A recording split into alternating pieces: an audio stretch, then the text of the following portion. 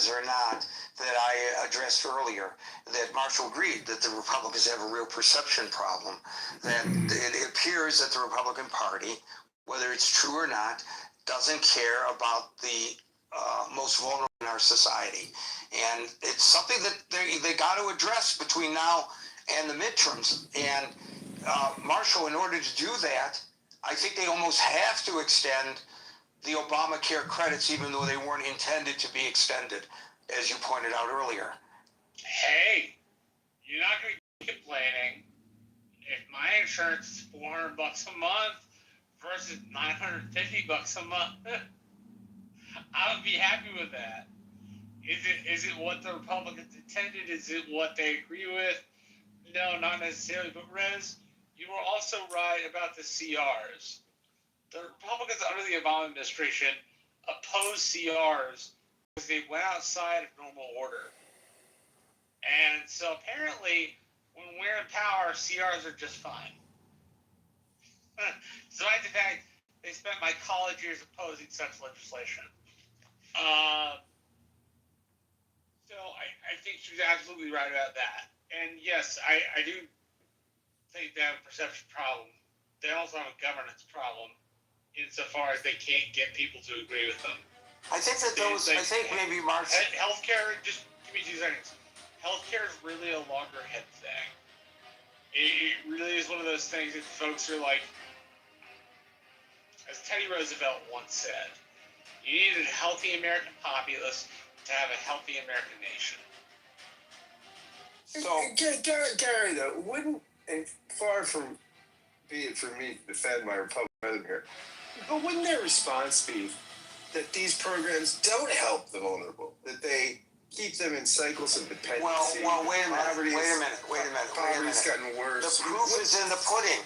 The proof is in the pudding. You can't find a more apolitical charity, in my mind, than the Salvation Army, and they're putting out an urgent call for help because they can't already, and that's with many people still getting their SNAP benefits. But Gary, handle the influx of people at their food pantries. But Gary, what the Republicans say, I think, and again, this is not my position, and I'm trying to articulate what I think my conservative brother was saying in response is, look, these Salvation Army would be better off turning the whole damn thing over to the Salvation Army.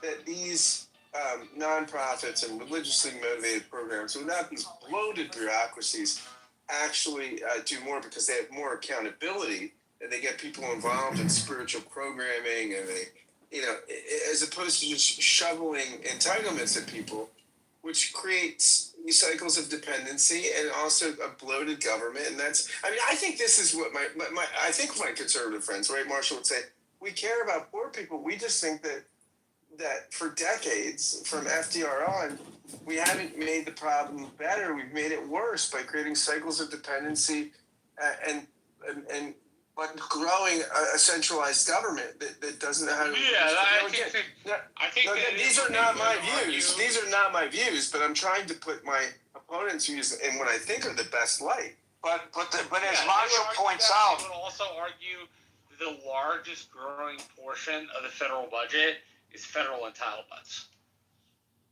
They would also make that point. I don't think you can take Social Security away. I don't think you can take disability insurance away. I don't think you can take Medicare away. But they would argue that you have to pare down. The federal government cannot afford to spend $2.5 trillion and then 10 years later spend $3.5 trillion, which is what it's projected to be. So I think that would be the argument from the Republican side, or at least some of them. I personally am in the camp of you need a mixture. You need nonprofits, you need the government, right? You need the government's a stopgap, and it needs to be there. But as you pointed out earlier, Marshall, the problem the Republicans have is that they do not present an alternative. And I think that in the short run, I understand the angst that many Democrats have over what they see as a defection by members of the Senate that will allow for the Senate probably in the next several hours to put a final vote to a bill that will pass that continuing resolution back to the House. And Mike Johnson has promised us that it will pass the House and the president could sign it as soon as Friday. And they didn't get what they wanted, the Democrats, with regard to Obamacare. But if the Republicans better be very careful, I think, that if they don't negotiate in good faith with the Democrats for that vote in December, a lot of trouble. right, big troubles for the Republicans come next November, in my opinion. So, okay, we'll see how it all plays out. I'm not ending it sounds like I'm ending the session. I'm not. Folks that are trying to get on the stage, we're past the time where that can be done. I'm just looking at Dulles Airport. We've had Hit the another like button, mishap. subscribe right now, everybody. We This just time involving filed a objections to ground Darren LaHood as we transport run to unseat and defeat guess him in the at Dulles, you 16th can get off the district. plane and get 2 into the objections have soil. also been filed against us, and we have filed an Trolley? objection against Paul Nolly, Well, one of Democrat them just candidate crashed. for Illinois 16. Hit the Okay, like button now, Mickey, subscribe, followed by leave me a Brett. comment. Tell me how your day is going. Ribono Shel Olam Geikachen Lichtigen Dein Mickey, Oregon. Mickey. It's a song. Do you want me to sing the Mickey song? No, you do not. Brent, followed by William. Brent, hold on. Brent, I apologize. Mickey is back, and Brent, you're at the end of the line. To materialism. He was saying, like, you just, like, impose materialism onto the scholastics. And it's like, what? You really don't. Okay, we can He continue now. thinks like Phaser doesn't understand.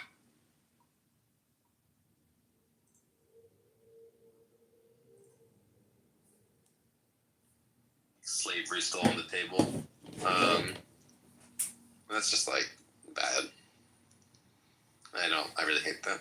I mean, I just personally, I meet some that are nice and perhaps not very religious, but I just, when I meet like if I look at this app, for example, so many, I would say more of them have pretty extreme beliefs that I'm not comfortable with.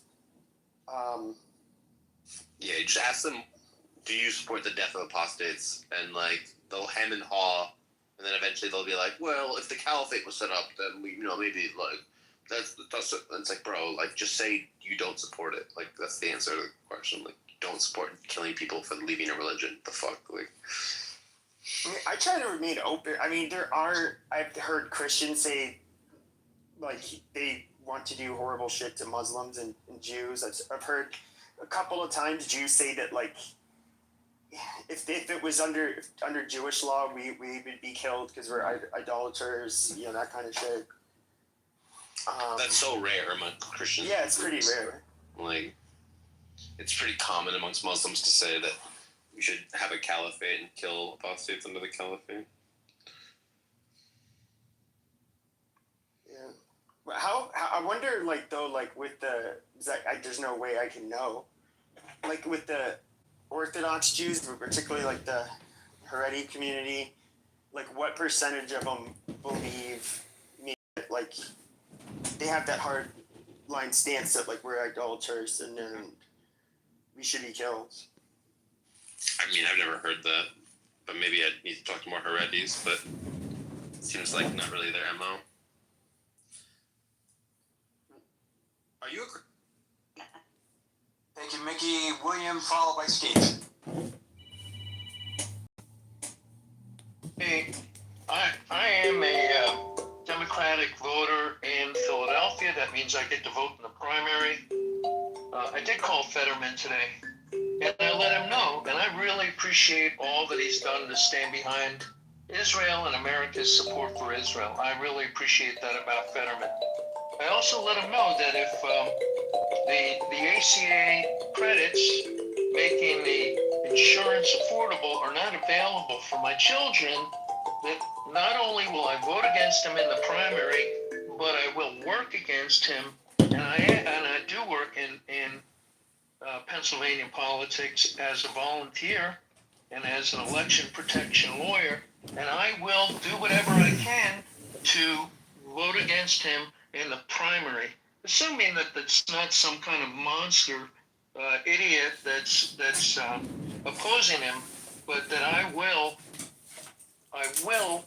work against Fetterman if he doesn't get those tax credits back in place. They're really Well, he favors them. seriously He important does in a favor bad them. economy. He does What? favor them, and presumably that means he will vote to put them back into place, right? Well, he as Trump says, we don't have many cards, and he just seemed to squander the cards, the one card that we had, and just fold. And it does look like he folded, and I don't believe that the Republicans are going to negotiate in good faith. They haven't done so since Trump has been president again in Trump 2.0. So, you know, the idea that he's got some sort of working agreement with John Thune or whoever to make this right, I'm very skeptical of. And if he doesn't, and I hope he does, but if he doesn't get it together, I'll work against him. I don't think you'll work against him if you identify as a Democrat, if that means that whoever the Republican is who might be challenging him has a better chance of winning against the other Democratic candidate. Yeah, but than we they might have against closed Fetterman. primaries in Pennsylvania, so there will be a challenger. There may be many challengers. I don't know who's going to be running against him. Yeah, we could get a progressive, and then we could get 2 Republican senators. That'd be fantastic. That's possible. But then, you know, basically, Fetterman has become the Joe Manchin that will stab the Democrats in the back when it pleases him.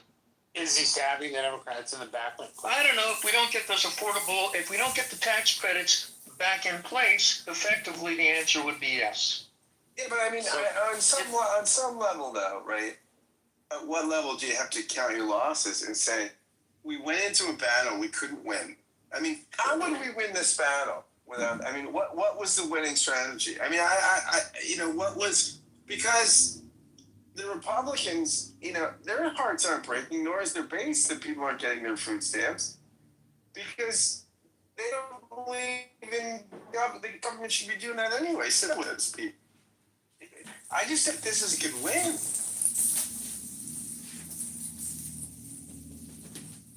I don't know whether that was rhetorical or we wanted to respond.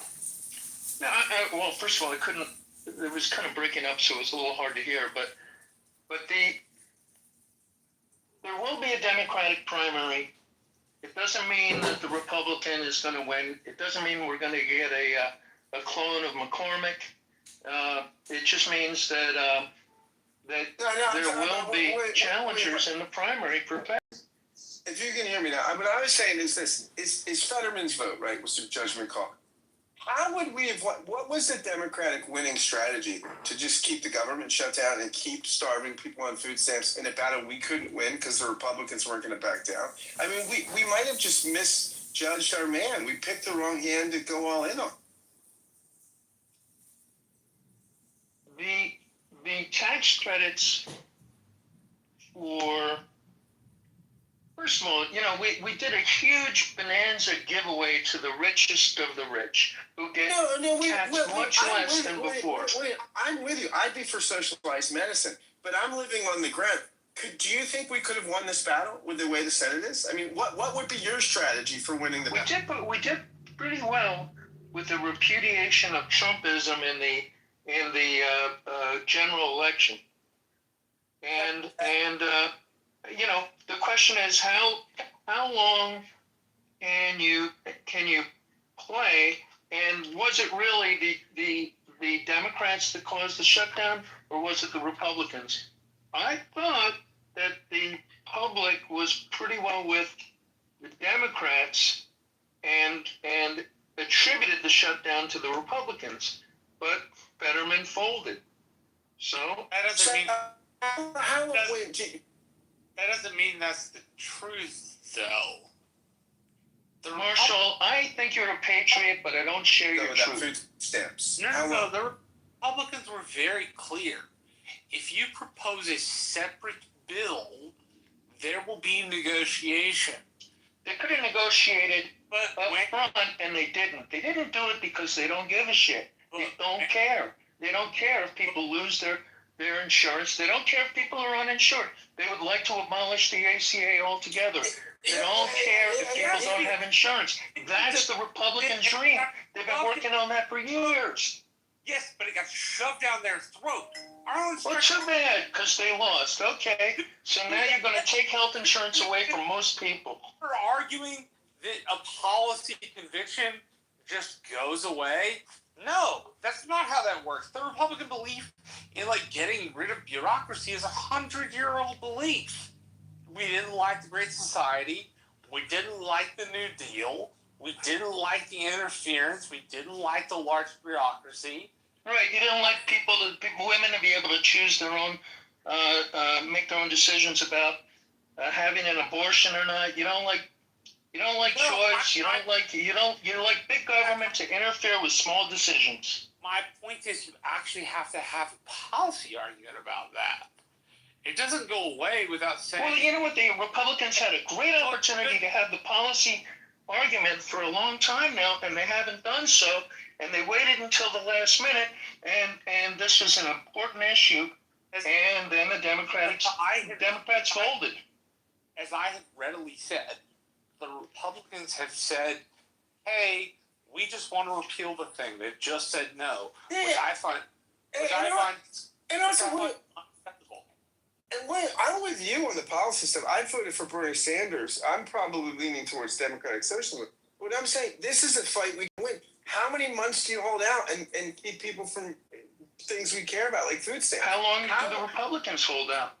They can hold out forever because they every month people don't get their food stamps. That's a win for them because they don't like seeing that money spent anyway.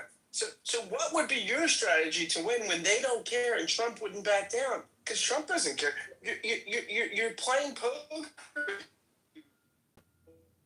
Well, Scott, I can't hear you, but I agree with you. Trump doesn't care, and the Republicans don't care, but their constituents care, and a lot of their constituents are getting screwed by their policies.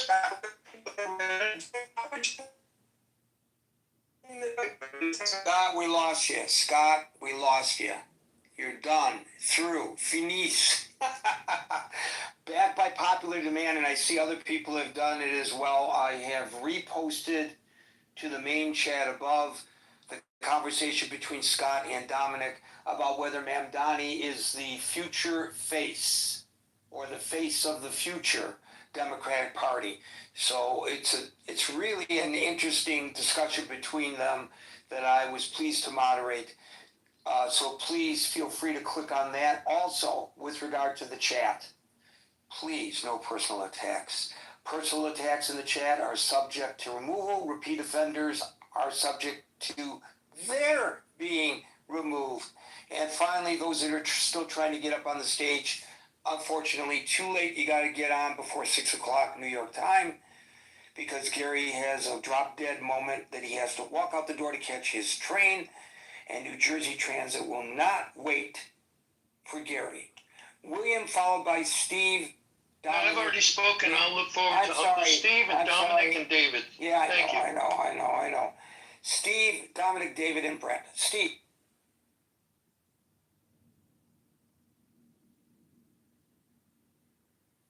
Steve fell asleep. He's waited so long. Steve. Dominic. Gary. Hi, everybody. Yeah, I'm impressed with the sincerity of William's point of view here. The sort of the I'm trying to separate the political animal from the policy animal there, and if politics is a competition of the virtuous, he who attempts or claims to be more virtuous than the next fellow, I think that's a difficult way to practice politics. Uh, my experience is that when practical people get involved in a negotiation about political policy, and I've always had small issues like whether or not we're going to expand the airport, or whether we're going to recognize the police union in our town, or whether we're going to allow zoning to exclude poor people. Well, of course, we never said that explicitly. We just said that you've got to be rich to live here. Everyone compromised, at least made the appearance of compromising. Claims that the other party are disreputable, sort of an either or. I've always found very difficult to, it's kill or be killed politics. And I just don't know if that's useful. Two things that really I noticed today, that the Democrats who side and the one independent who sided with the Republicans on this are either being castigated as traitors or hailed as practical politicians who want to move the country forward.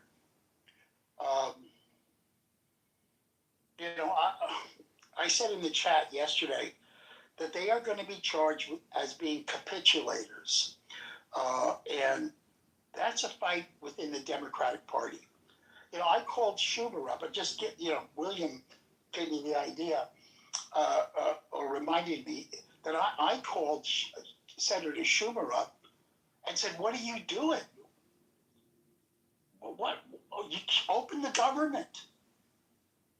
Okay, now his assistant deputy or whatever it was who answered the phone said, "Thank you, Dominic, very much. We know who you are, and you're never going to vote for us anyway." So, he couldn't care less if I was going to work against him. But he does care if, Sandy Cortez, is that her name? I'm going to start calling her by her name now instead of that. And so we just got to calm down with this political hatred stuff. Democrats are not evil. Republicans are not evil. All right? And once we get to that sort of Bolshevik notion that the other side is evil, the way Mao looked at Chiang Kai-shek, and 50 million people have to die in order to win. That is a prospect I want to have nothing to do with. And I just eschew any of this sort of like quote unquote radicalization of politics. It's very difficult for me. So I have been a practitioner in the arena, and it humbles me to be a part of that, to have that experience. And I know what to do with people who stand before me and accuse me of that they're going to kill me if I don't vote a certain way. I've actually had people say that to me. I'll shrug it off, say, "Oh, take your best shot." But the fact that someone would actually say that, it's kind of frightening. So the other thing I wanted to point out is today, President Trump met with, I can't pronounce his name, he's the president of Syria, which I think is is the real news of the day. It's in an incredible, I don't know what you'll call it, almost magic-like international diplomatic hula hoop or something that Trump has been able to pull off, because Syria was as Russian controlled as you could get. and Trump has somehow got them to go to the United States. I just want to recognize a good job. Doesn't make me a Trump acolyte. You gotta, we gotta stop. But it has nothing to do with today's discussion either. That's right. I'm sorry. I just said I'll leave on this note. We got to stop the kill or be killed idea about politics. Well, there are perceptions. We've been discussing a lot about perceptions, Dominic, and I've raised I've not said Republicans are all jerks or cold fish who don't care about poor people. I said the way that this is being managed by the Republicans, gives the perception that they don't care, and that's a problem that they will have in the next election, to which Marshall agrees, especially if they can't come to terms on Obamacare. Now, Anson points out in text, Obamacare is not really for poor people, it's for middle-class people who otherwise can't afford health insurance. And that it's a misstatement to say that it's ignoring the concerns of poor people. So I answered in the text with a question, does that put us at a tipping point where you don't have to be poor to not be able to afford health insurance? Is that where we are in this country? Is that an indication of a shrinking and less economically viable middle class? It would seem that argument to the concerns about Obamacare being for poor people, maybe we have to redefine poor or levels of poorness. I don't want to see anybody who's working full time be considered middle class, and the middle class dream is it the middle class dream of a house and a driveway, 2 cars in the driveway? Isn't that supposed to be middle class? A chicken in every pot. Voter. Right, a chicken in every pot. I mean, so maybe we have to. Well, please allow me to finish, Marshall. Maybe if Anson's observations are correct in his admonishment, perhaps we need to have to redefine what is the middle class, or does it even exist as we have known it growing up? There may be a quantum change going on in our society right in front of us. As far as I'm concerned, I don't care how you label the person. If he or she cannot afford to buy health insurance, and I think it's worse than the people in the middle class than it is for poor people, because poor people can apply for whatever their state version of Medicaid is. So if I'm making, depending on where I am, and it changes from locale to locale, but if I'm making like $20,000 a year or $23,000 a year, somebody threw out those figures earlier, and I don't qualify for Medicaid, I'm over the limit for Medicaid, but I'm under the limit. I can't afford to buy into the Obamacare because the premiums have gone up. So what? Who cares about you? Can I answer, Karen? Yeah, please. Okay. So my point was the demonization of the. I know what your point was. Okay. So that's where I was coming from. You want to talk about the specifics of the ACA policy. We have to deal with reality. What percent of ACA enrollments are fraudulent? I don't know anything about how fraudulent they are. I've heard the argument. The only argument that I've heard about, I'm not asking any question. I did not even raise the issue of fraud. I'm presuming that if somebody's working at McDonald's, to use the example that was given earlier, and they cannot afford to buy health insurance on their own, and their employer is not providing them health insurance, they should be able to get into Obamacare without the premiums knocking them out of contention. Okay. Now, I is agree that with fraud? But if you find out that you got Obamacare and that your deductible is $14,000, what good is the insurance? Nobody is saying that Obamacare is a panacea. There you go. Nobody said it was a panacea. Well, it sounded What do you like mean, that, there Gary. you go? So it's a solution to like eliminate it and start from scratch and let those people hang out to dry? Or is a solution to extend it and then find an alternative or repair it? Well, it's somewhere in between. Obviously, it involves reform, which I think my Democratic friends would support. That reform is always a nice Democrat word. We have to reform the policy so that it is not fraudulent in its perception. People perceive the ACA as fraudulent.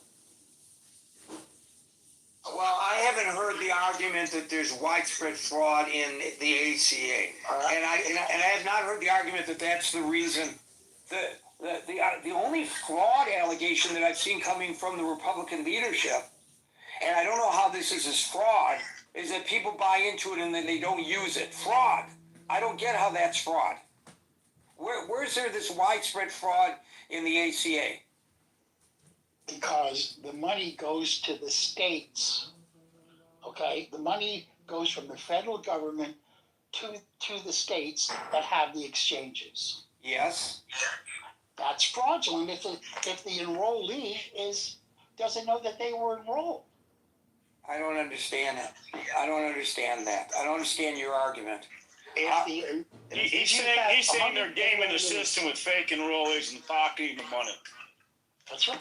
The state is gaming the system with the fake Yes. enrollees? Well, then if you can't trust the states to run the program, do you also trust or not do you also distrust the states to run education? Oh, listen, Gary, I am all for the ACA as long as we all agree that we are going to reform it so that it is not fraudulent.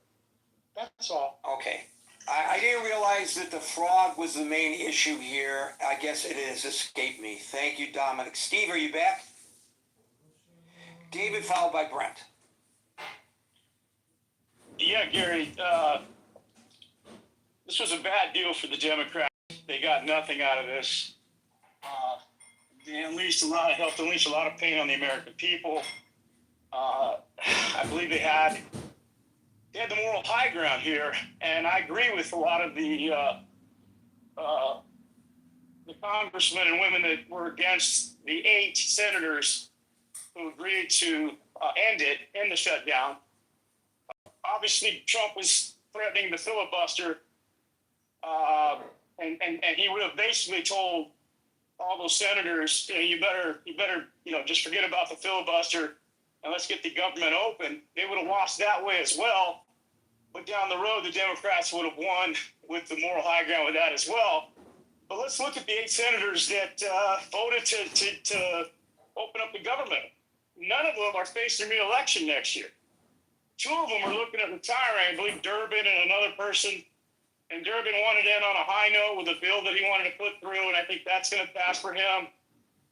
Fetterman is kind of he's in the mansion landscape, and he's probably going to get primaried and probably run as an independent and kill the Democrats' options if he does that.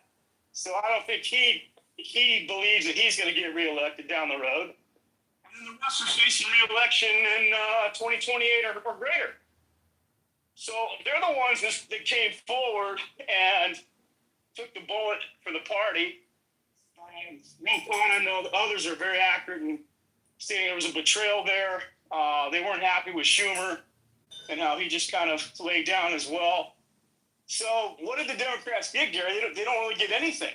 And I agree with some of the talking points that do we really think that the Republicans are going to revisit this and put it up for a vote in December and just out of the goodness of their heart decide to give the American people these subsidies back?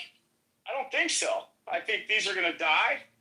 And until the Democrats can get back into power, at least at the executive level or at the, House and Senate level, the American people are going to suffer with very high premiums.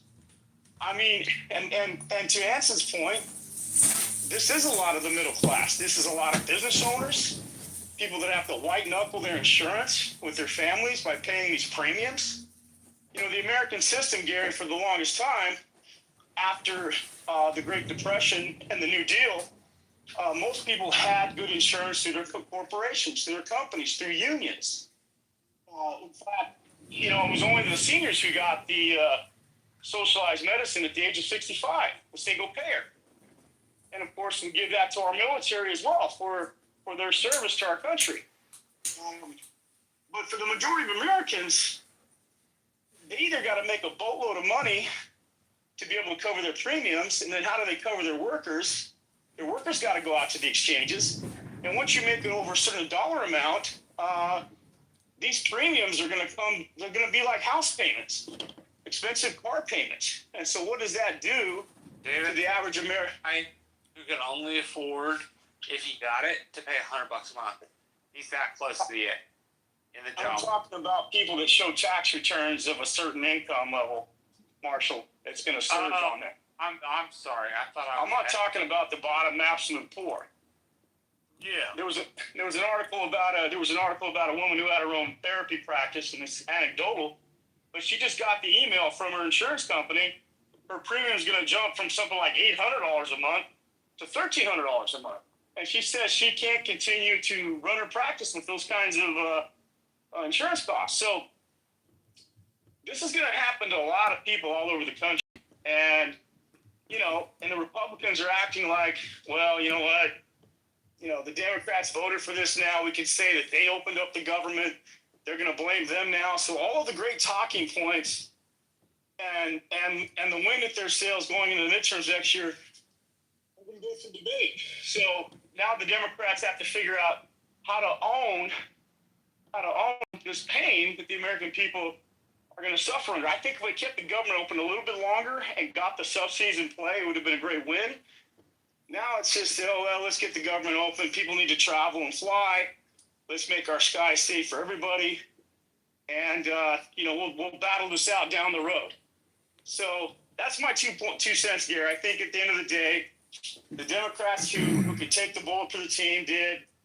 Those that didn't are shielded behind the people like Durbin and the rest who can basically be the hero on the Republican side, but yet not face the wrath of the voters come next year. So I don't know what we got out of this, Gary. I think it was just, a horrible exercise in our democracy, a further indictment of our two-party system.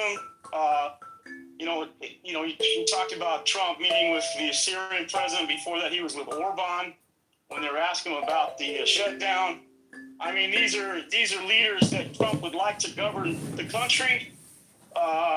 With that, their examples, he doesn't like this horse trading that goes on. He wants to have complete fealty to his decisions, and I think the Republicans have given him that. The fact that we haven't sworn in the congresswoman from Arizona, who then would provide the vote for the Epstein files.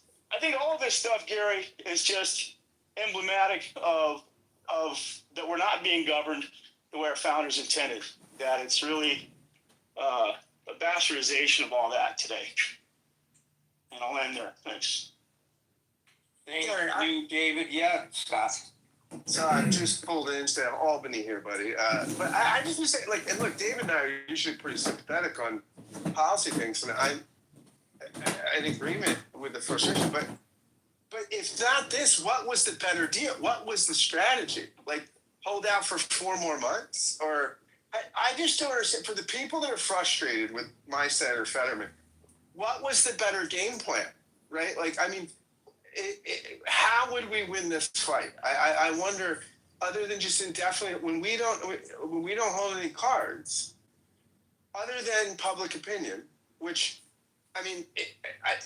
probably the blame for the Republicans was slight. I mean, it wasn't massive.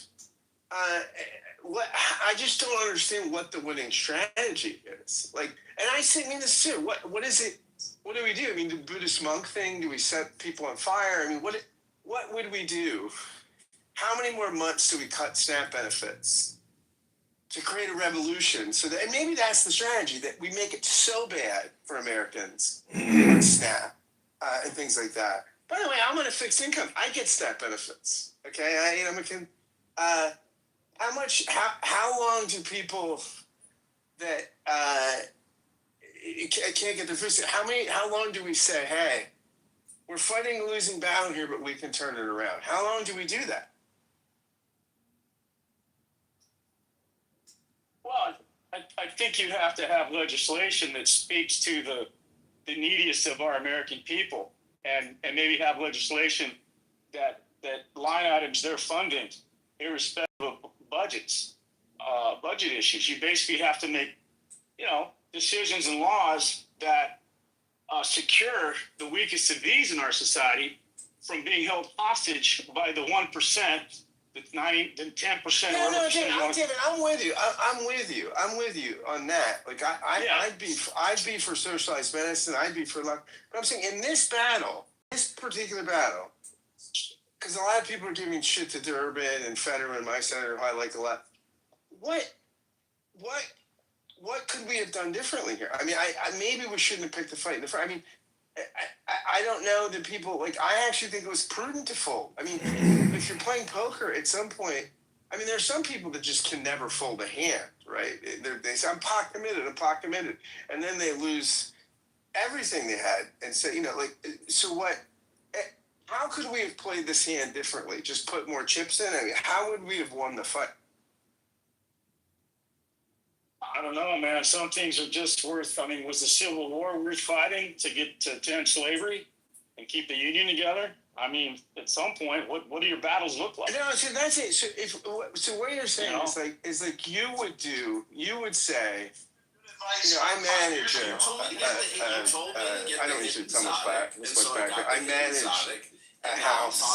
I'm the general manager of a house for guys in transition, and every guy except one in my house that I manage, and there's like, right now there's 10 guys. All of them are on food stamps except one. So what do I say to them? So I say, all you guys, just like 3 or 4 more months, it's worth it for the 24 million people that are making more money than them.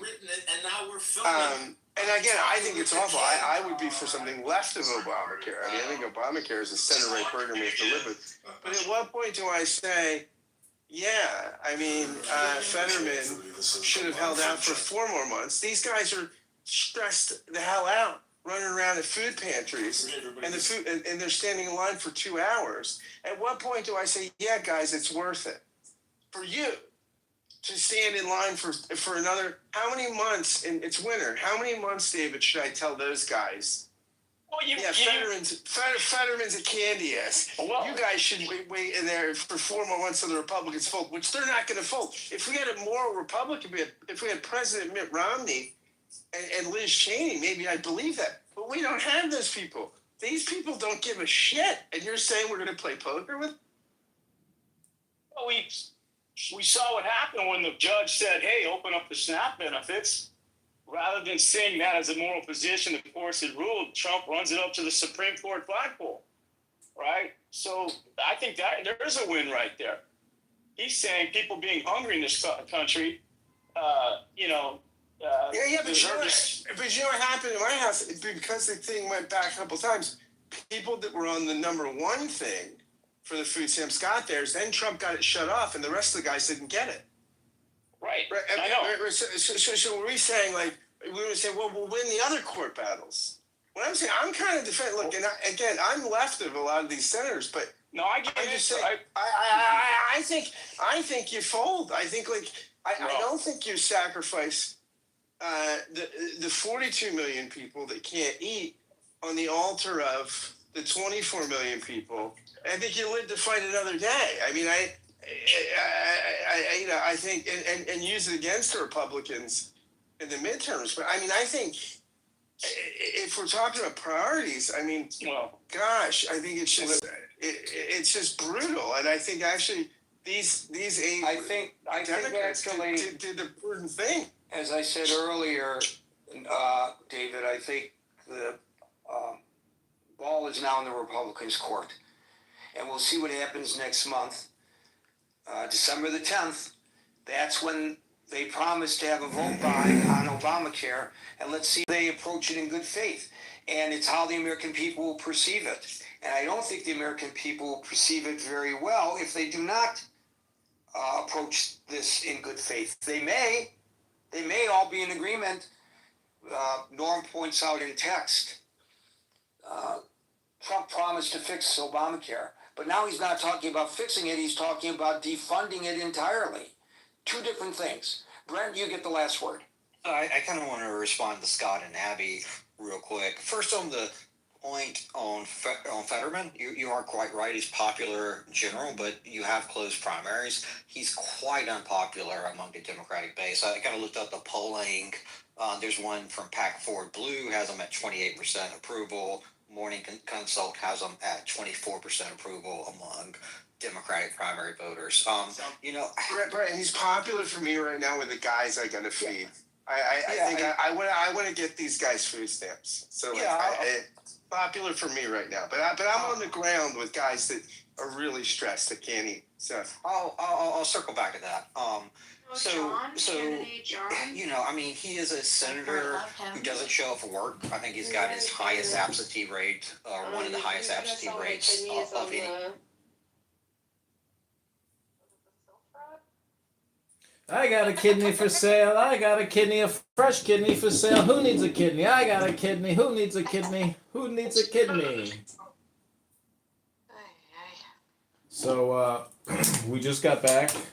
I just got back from downtown Chicago, and I filed legal objections to the incumbent, Darren LaHood, Congressman LaHood, and also the Democrat candidate, and they filed objections against me.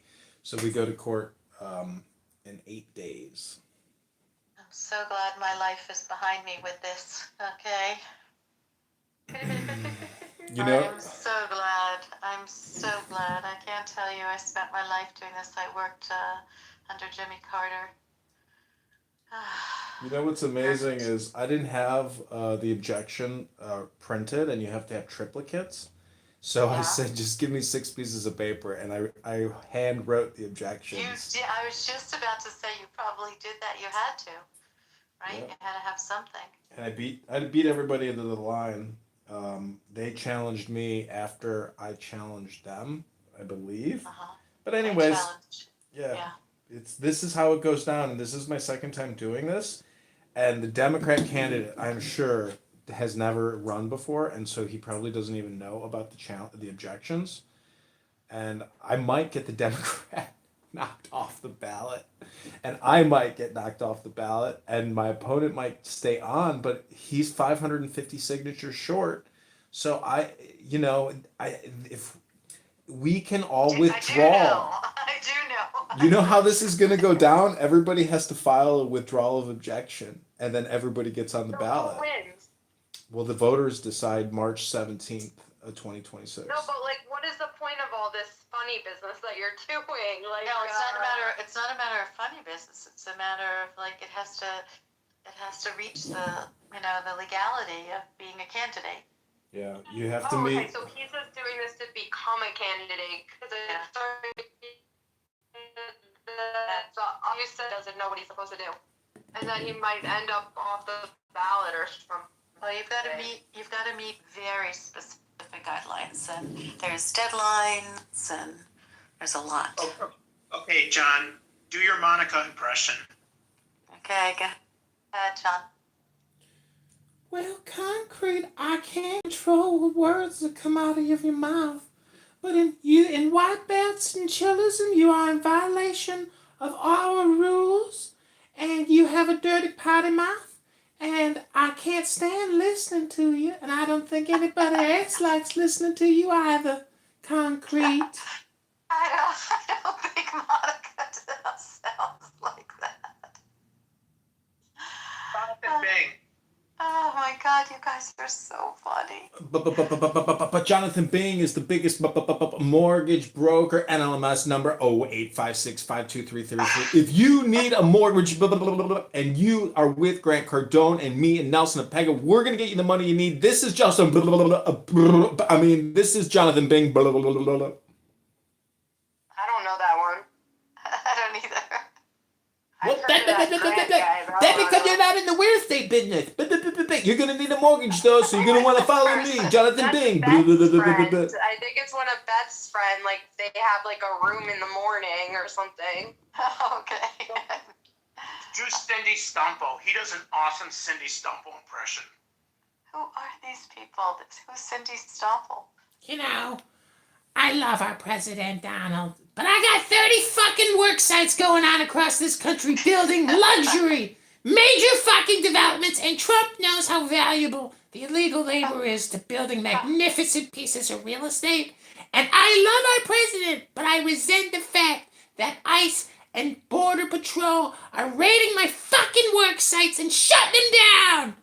Anyways, I'm going to the fucking White House with Grant Cardone on Tuesday. So we're gonna find out what we can do to build these fucking houses, because I got Nelson Apega's investment money on the line with Chatter, and that's going fucking nowhere. John, is this what you're using in your speeches too? He does the best impressions. I know, these are really hysterical, but aren't you running for office now? He also does a good. Can you do the Steve Appella one? Steve Appel from Steve here? Appel? Yeah. All these are people from here. These are all of them are people, but Steve Appel is the only one I know who knows. Go ahead. Me and my mod squad here at Casa de Appel. What was that? No, that's a fact, not an opinion. Do you know the difference between a fact and opinion? Because that's a fact, and I'm pretty sure it's a fact, and I know it's a fact, so shut up! Go to the go!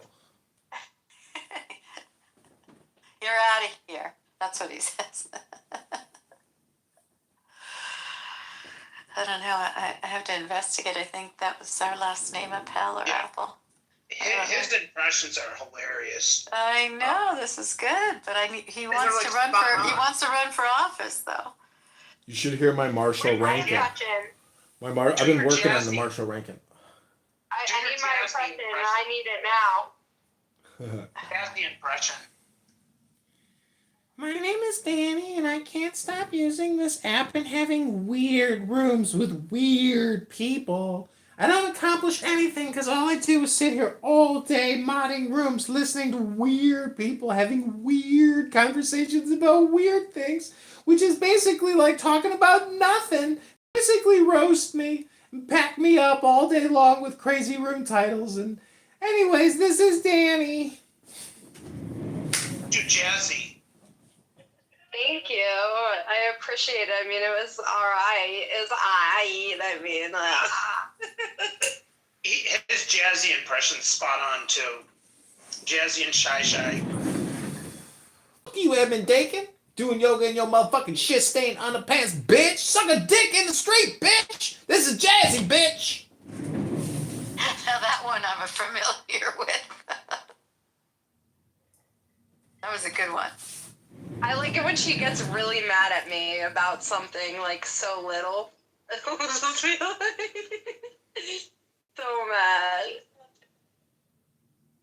Anyways, there are, characters on this app. It's like a theater production in a way, but I've recorded it for many, many years now. Really? That's so funny. Yeah, Look at all his phones.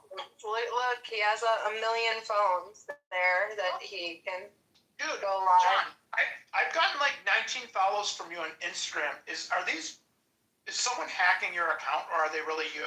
No, these are all me. I was anonymously publishing under Adrian Dittman for like 2 years. Okay. So I keep getting that really Elon Musk? Or were yeah. you pretending to be him? No, that is Elon Musk. That's his other account on X. It's called Adrian Dittman. Have you ever talked to him? He's blocked all of my accounts, and he even took over my Adrian Dittman account because I dropped it. I changed everything to rebrand for the campaign. Okay, so he took your account over? Yeah, it's just Adrian Dittman now with one T, one N. It's him. It's 100% Elon Musk. And I have everything he does now is recorded, but I have him for like a year in unrecorded spaces just talking about whatever, stupid. So weird. Is it like a loophole where he could get away? Like, He or is he just trying to be he anonymous? can't he has so many followers under Elon Musk, he can't even use the account because it'll break X if he ever tries to live stream on an account with those many followers. So he has to use Adrian Dittman, which only has a couple 100,000 followers. So Oh, okay. yeah. John, I'm losing it with that Trump picture in a diaper. I had to mute. I know, right? That's the Oh my protest. God, you have some really good ones. No, he's hilarious too when he trolls the Muslims. When you go in the room and troll those Muslims, it's hilarious. Do they always throw you from the room, John? Not every Muslim room chucks me, but I can read Rumi, and therefore you can confound Muslims because Rumi poetry is, Islamic or Muslim or Persian, and Sufis who are Muslims, like, I don't know, they can just basically supersede, gaslight, troll, debate, maybe like your typical Sunni Shia Muslim. It's definitely like the mystical Islam is universal. So it's something people should learn. If you fear Muslims, you're a schmuck because it just shows that you've never it shows that you can't even debate their own religion in a way. People should be able to debate it for sure, and people on this app bring a lot of fire and smoke to Islam. I got my account suspended because I had a TR that said eating 2 strips of bacon gives you a 100% chance of not being a suicide bomber. That's pathetic. I'm offended, Nick. I'm not a suicide bomber. And I gave up bacon a year ago. Well, the 9/11 hijackers. I mean, do you know the stories of like the way they lived their lives before they supposedly crashed those planes? Were they on Clubhouse? No, they were like doing drugs. They were going to strip clubs, doing all kinds of crazy shit. I never heard that. Yeah. Imagine an Arab Muslim about to commit suicide. What do you think they're gonna do? Sit there like be all devout or something? No, they're going crazy. So you can look it up. I'm not gonna Google it right now, but anyways, today was another day on this journey to getting on the ballot, and it's like very patternistic now because this is my second time running, and the first time I didn't file the objection. I asked my friend to file it for me, and the lazy bum didn't file the objection. So this time I made sure I did every single thing myself, asked nobody for nothing. Every step of the way, I did everything. Even if people duplicated what I did, I still did it. So this time around, if we don't get on the ballot, or we don't cause some type of conflict or get some type of favorable ruling, I'd be very surprised. Like this time, it seems like I will have created some type of rift in the time fabric of some sort with my objections. So, because it goes to a hearing and a judge is going to hear my arguments, and I can file motions and request submit subpoenas. Can you actually have a debate with Darren LaHood? There are 2 objectors to my candidacy and my petitions, and so there's dual challenges. I have 2 challenges against me, and I have 2 challenges against the incumbent and the Democrat candidate. And what's interesting is this time I have the Illinois election law book. The employee there gave it to me in Springfield, and I was like, oh my God. I'm like, thank you, dude, because To read that on a PDF is brutal, but this time I can go through it and find enough information to create significant exhibits and motions, and come to the trial with a litany of motions. Guy's dad was the former United I got a States question, right? Secretary of Transportation. That's crazy. That's pretty How do y'all high feel about honor, isn't it? Yeah. how do y'all feel about Donald Trump trying to claim dictatorship over America and seize control over Southwest Nigeria? That's the most framed and ridiculous question I've ever heard, but what's your point? What do you mean? What's my point? I'm asking you a question. What do you mean? What's my point? I asked you, how did you guys feel about that? I know, but instead of answering your question, I just want to ask you a question before I answer your question, and just tell me, what do you think your point is in asking the question? My point in asking the question is asking y'all how y'all feel about God. I know, but before I answer your question, I'm asking you a question, and I'd like you to answer the question I'm asking you first, prior to me answering the question you asked me. I just answered it. But what's your point? Because you're on my show on YouTube. It's called What's the Point? And so I just constantly say, what's the point? That's the whole purpose of the show. So what's your point? I'm on YouTube. Yeah, what's your point on the What's Your Point show? What's the point of the What's Your Point show? What's your point? No, but the point of the What's Your Point show is what? To just constantly say, what's your point? What's the point of that? I don't know. What's your point? One first, though. Does anybody have a point? Do you have a point? Does the point have a point, or is it the point? I don't know. Okay, well, moving on in the What's Your Point show. What's your point? Who's on first? My point is the point. All right, well, what's your point about the point? It's not a point about the point. It's just the point.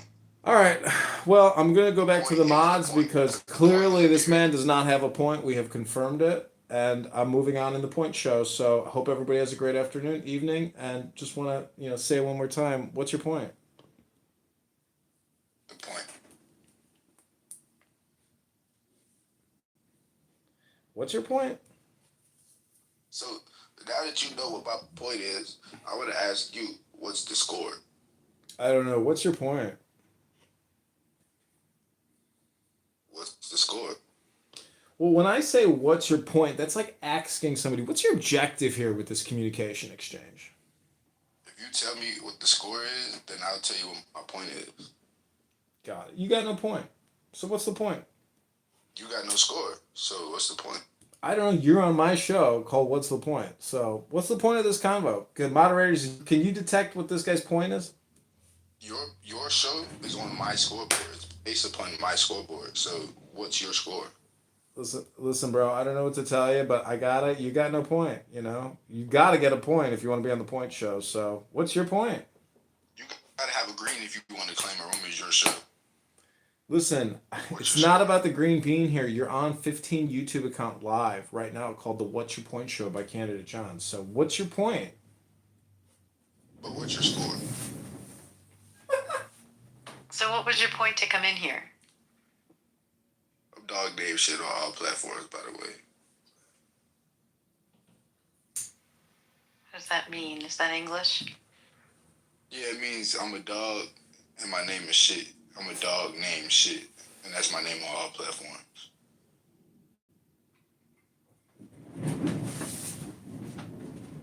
Wait, your point? Oh, he left. Oh, good. What was his point? He didn't leave. I knocked him out. I was beginning to think he didn't really have a point. I don't know. That's what I call the point show.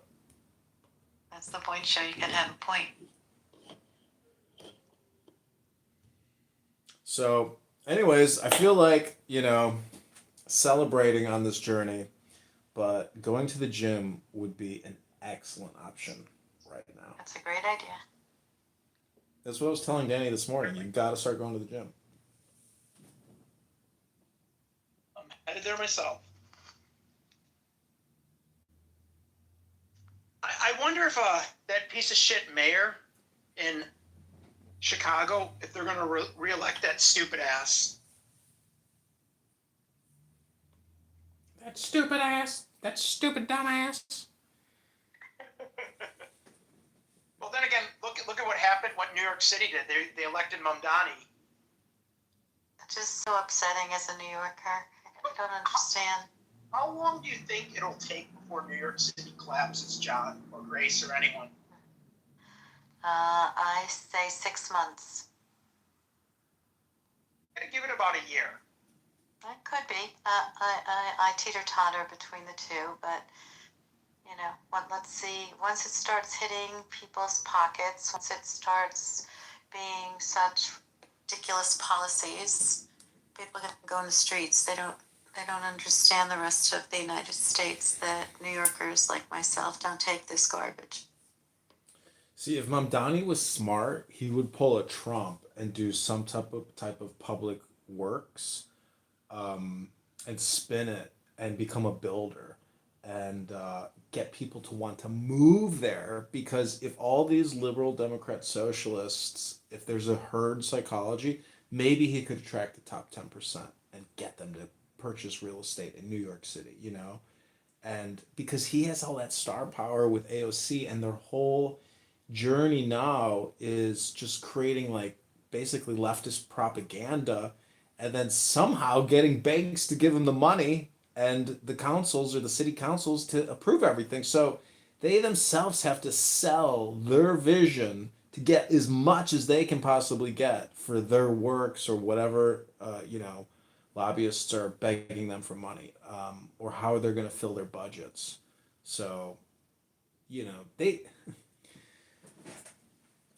Anyways, if anybody can do it, it's these, social media creators, because fucking Cuomo and Sliwa.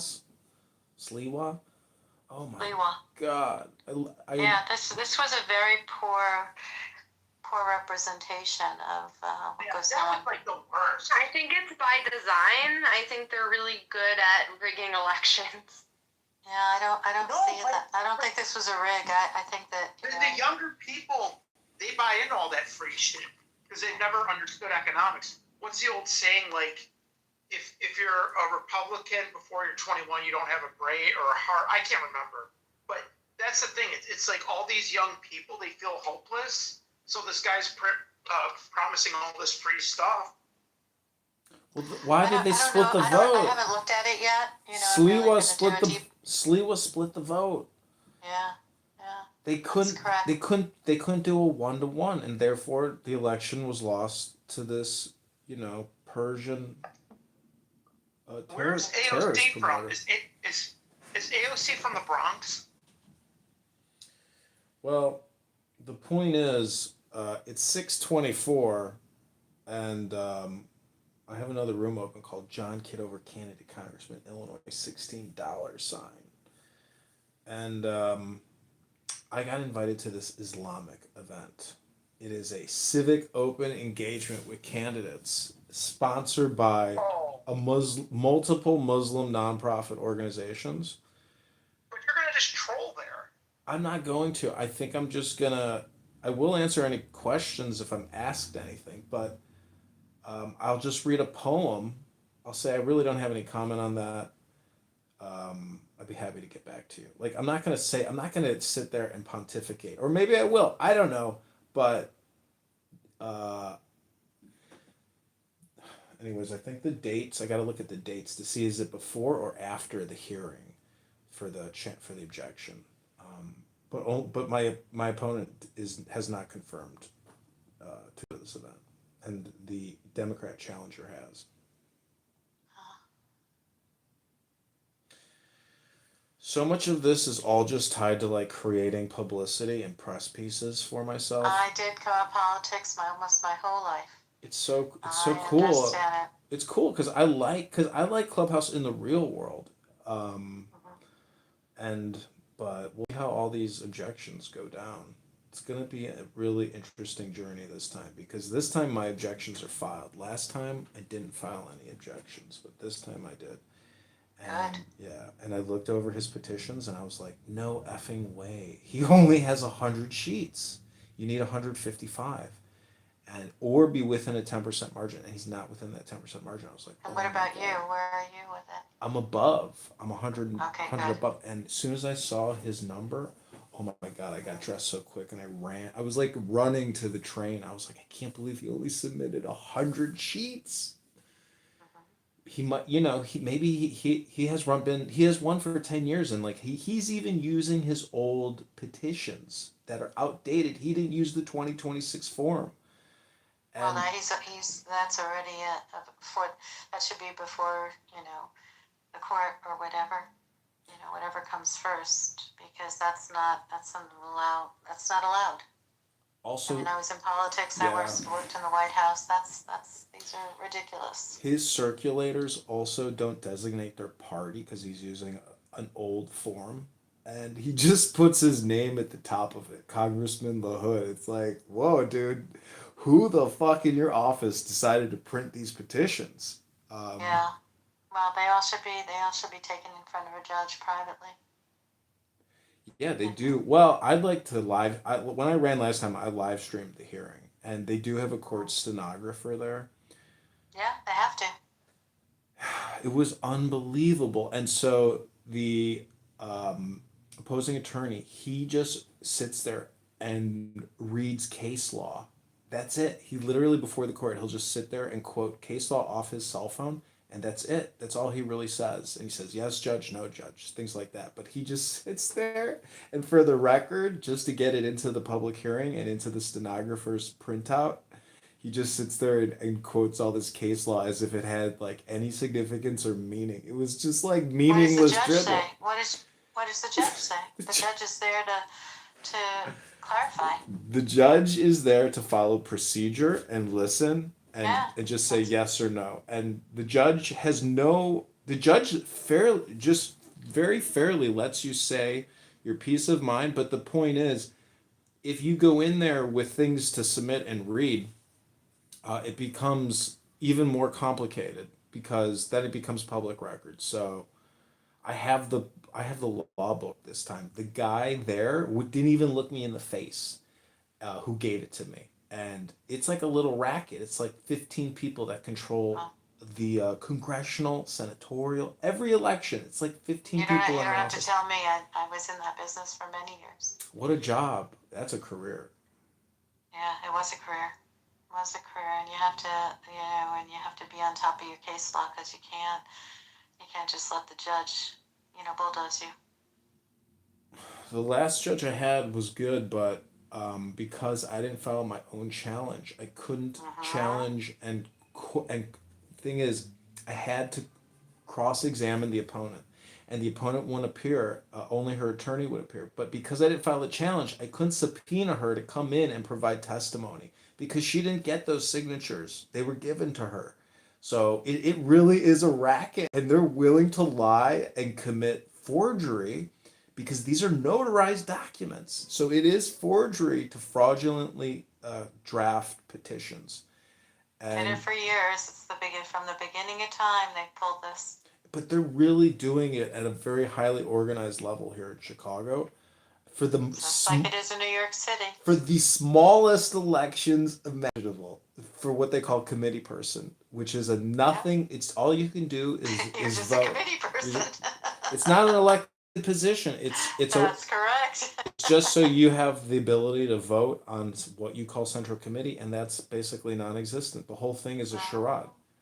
Not for the Democrats, though. The Democrats do have power because they have money. The Republicans here have no money and Really? no And leadership. that's not how it is in New Jersey. Yeah, the Republicans here, it's really just person to person. The Republicans have nothing. Wow. Yeah, Well, land I of think Lincoln. that tide has changed in a lot of parts of the United States because of Trump. He has his minions out there, even in small towns. Yeah, in Illinois, there are minions of MAGA minions here throughout all these different counties, and they are organized. And that's who should technically be drafting these petitions. But when I just did a quick summary through LaHood's petitions, it's not that way. It's it's you can learn a lot by just sitting there and looking at these petitions and seeing who generated them, where they were generated, how many signatures look similar, why, because there's so many different columns, and it's like if you look at the county column, it's always like, why are all the county signatures similar? They may have just filled in blanks. They put in dead people. They made signatures of dead people. Anyways, the thing is, like, if there is fraud in LaHood's petitions, well, first of all, I'm gonna run them through AI because Grok allows you to analyze any document that has a link. So, for me, this whole thing is about creating content on top of content on top of content, and it just never ends because every step of the way, I just photograph and film everything. So, Love it. Genius. yeah. That's another approach. That is really a good approach. And the AI, using AI to put this together, that's amazing. Great idea. Great idea. Because you got to call it out before, somebody takes care of it under the table, as I call it. Did it for a very long time. New Jersey is not an easy state either when it comes to elections. So there's this attorney here that has a huge following on X. He's got like 250,000 followers, and he has a personal relationship with Elon because Elon retweets him. And I took a selfie with him, gave him a hug, and he said he would represent me at the objection Very hearings. nice. Very nice. And I Keep mean, getting those pictures out with him. yeah, because he's gonna retweet that, and Mm-hmm. I mean, I'll get a lot of followers with that. But this guy has a Very huge following. smart. Very smart. Listen, all over the country, everyone is not as smart as the three things that you just exemplified. They're just not. People don't get it anymore. Well, So anything that you can do to ignite something different in a different way will get you ahead of the game. And I've been saying that for the past 10 years to most candidates. I don't want to hear all the old stuff and the old school stuff. You're in a time where, digitals are everywhere and can reach a lot of people and encourage them to get to the polls in ways that we haven't before. They don't want to hear your little, stumping speech. They wanna connect, and they want just one sentence that hits their soul of why they're going to get to the polls. well, there's a lot of ways to look at this because this is There's no one way. There's no one way in this. Well, You got to be burning all the time on different avenues. Well, because equal objections have been filed, if the judge is impartial it basically this creates a negotiation opportunity for me, and LaHood could offer me something, or the Democrat candidate could offer me something as well because I challenged him as well. So basically, it goes two ways now. Like I've created a double jeopardy opportunity, Situation, moment.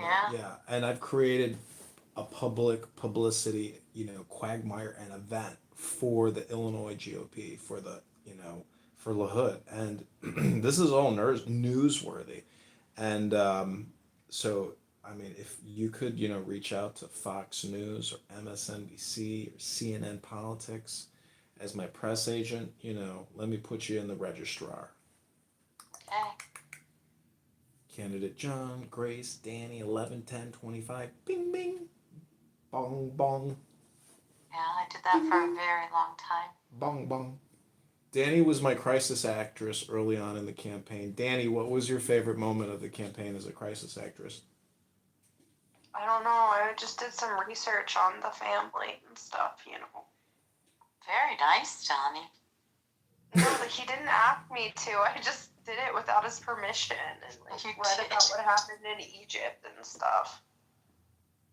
Oh. Yeah.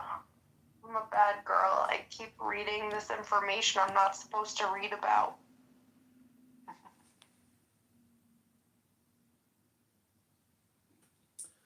All right, well, Good luck. Thanks. What are you doing the rest of the night? I'm going to sleep because I haven't slept yet, but it's been 24 hours. But after that, I'm going to be in better shape. Yeah, but anything you need that I can help with, I'm happy to. I worked under Jimmy Carter. I worked with a lot of politicians. Try to get me an interview with a journalist. Journalist where? You're in what state? I'm in Illinois. What about El Normo? Why? What's El Normo doing? No, I need somebody with a platform, somebody who can publish, an interview. Yeah, that's the big piece. What about, are you like platform pro-Israel? Do you got pro-Israel people near you or something? No, I need somebody that has profiles on Instagram or YouTube or TikTok. There's people like that have a lot of followers that are like niche into certain. Well, So go if you ahead. find people You that need align to. with You need to reach out to them and say, "Hey, I'm reaching out to you on behalf of the campaign to elect John Kitover to Congress. John would like to do a 5-minute, 10-minute, or 30-minute Q&A with you for you to publish on your profile. Follow John Kitover at John Kitover. That kind of shit. That kind of communication, Danny." Nice. Nice. This app does kind of suck, doesn't it? Why today more than any other day, do you think that? Well, I had 3 people tell me they wish I had a miscarriage, stillbirth / Yeah, but the rest of us don't have that, so you can't interact with people like that. You obviously had other kinds of conversations with them that led to that moment of ridiculousness, so. No, I think they just don't have souls. They don't have souls, so you have to start getting that right away from the people, look at their profiles, and the first thing that comes out of their mouth, which is nasty, they don't wait long, get rid of them. No conversations. I think there was just a psyop because it's so fucking obvious, Yeah, you just have to get rid of them. So who knows what's gonna happen to me? I want to be here to raise my autistic son, Right, so that's what I'm saying. You cannot engage with those people even for a sentence. Once you hear what comes out of their mouth, you just block them. That's all. We all get people who are nasty, but they reveal themselves pretty quickly, especially on this app. We're getting a lot of haters that are going on. The tide has changed on this app increasingly over the past year. Girl, I've known this person for like 3 years, I think, That's why it's really fucked up, Well, as soon as you get to that one sentence where people get to be hateful and mean, they get blocked. It's real easy on this app. I don't take any of that garbage. I like to give people second chances and third chances. Yeah, well, it's not worth it. Not on this app. You don't know what's behind the picture. Well, they told me that I was mentally ill and I had to practice radical love for the whole wide world. So blame it on them. That's right. Blame it on that. It is them. So just block them. I'm gonna blame Marshall Linehan and therapy, and I'm gonna sue them. And I'm gonna sue them for teaching me radical love and acceptance. I don't think it was a good thing to teach me. Well.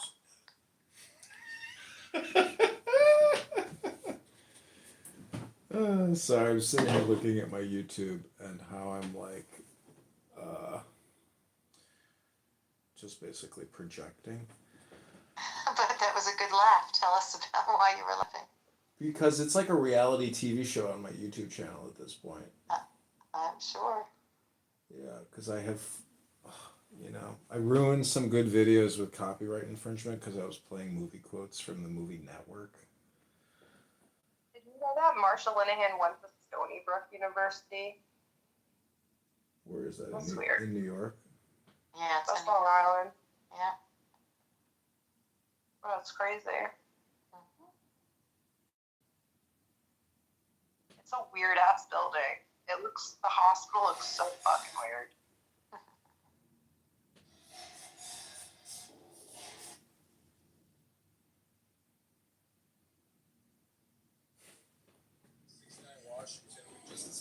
two objections have been filed against my campaigns. Hey guys. Hello. Hey You have Danny. to tell us how you say your name. Oh, Ilmi. Ilmi. Yeah. Is that your real name? No, it's not my real name. Okay. But inshallah, it's gonna be the name that I give my son. Oh.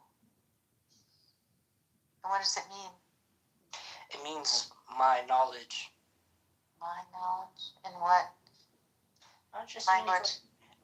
But ilm means knowledge, and then means my knowledge. But let me look up I know it means something like knowledge, but let me look it up. Yo, the hospital's weird because there was a Jewish architect, I'm gonna assume, because his last name's Goldberg. But I did get in a fight over Berg versus Goldberg, and how Berg is a German last name, not a Jewish last name, although it can be Jewish, but it means hill. It means hill. So, but he went to Bauhaus. How do you say that? It's like architecture, Bauhaus. That's interesting. Ilmi means knowledgeable or scholarly. There you go. In what language again? In Arabic. In Arabic. Okay, I don't know Arabic that well. Well, yeah. But Ilmi specifically isn't necessarily like an Arabic name. It's more of a Somali name. Uh-huh. And Somalis just kind of took ilm from Arabic and just like added the E, and then they just made the name Ilmi. But ilm by itself means knowledgeable or scholarly. Very nice. Never knew that. Yeah, it's gonna be beautiful when I have my children. If I ever have children, I'm kind of scared that I might not have children. No, don't give up that dream. Yeah, I'm almost 30, and you gotta kiss a lot of frogs to get your princess. Yeah, for sure. I'm just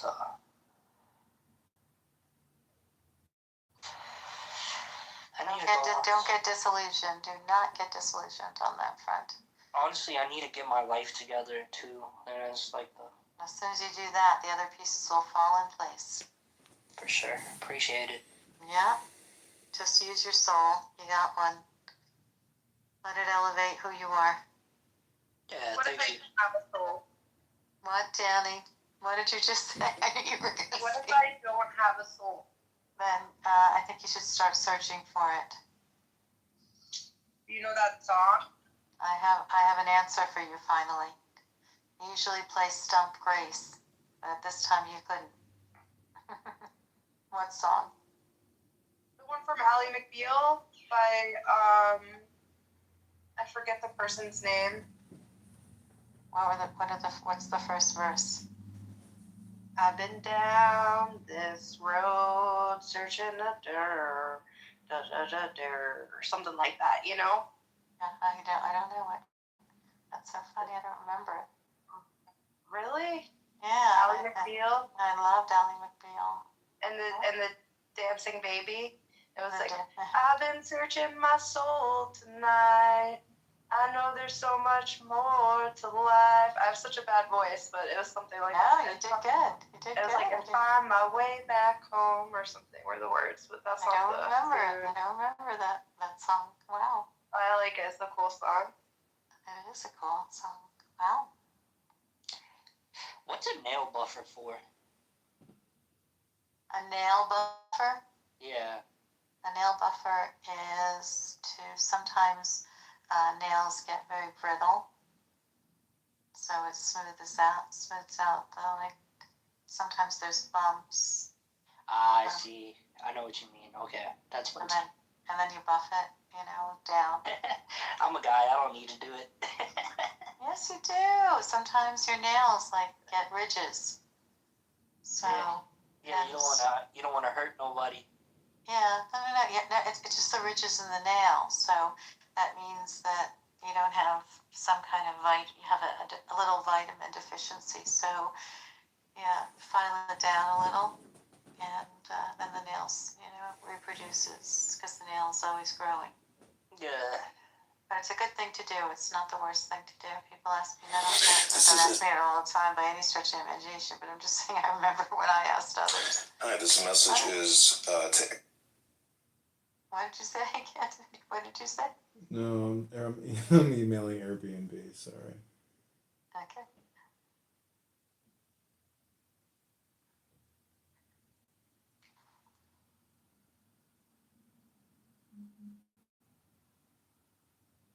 Well, Donnie, what are you doing?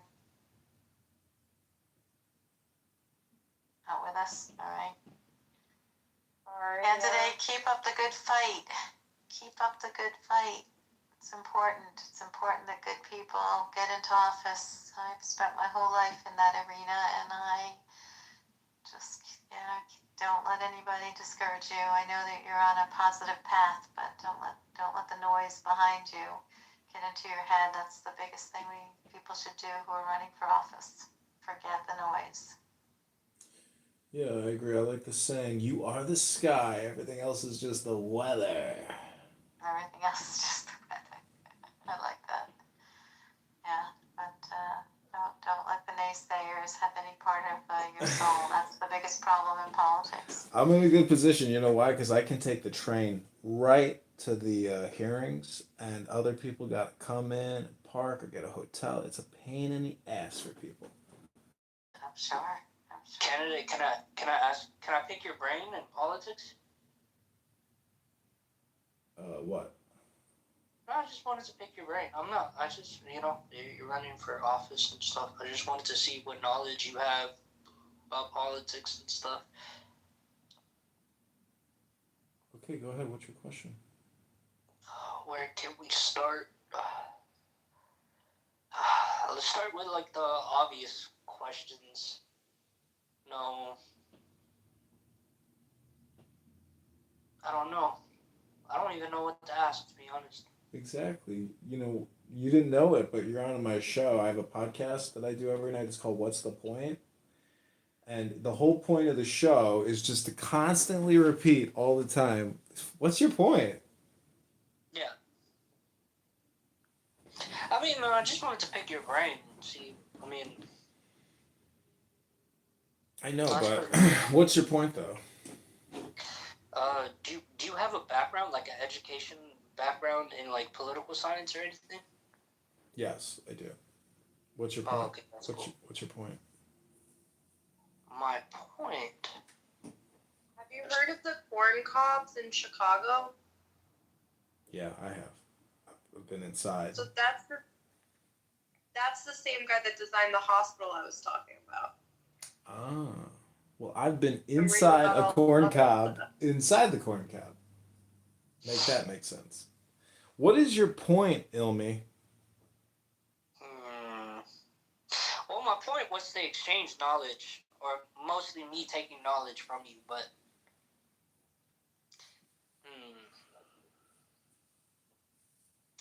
okay. Let's start with geopolitics, because I find geopolitics more interesting than what exactly is America's relationship with the Middle East? What's your point? Like, what is okay, specifically Saudi Arabia? What's like? Is it just oil? Is that what it is? Like, What's your point? Come on, man, you're trolling me now. Behind every question, there's usually a statement. What's your point? You've bias in every question, but I mean, what's your point?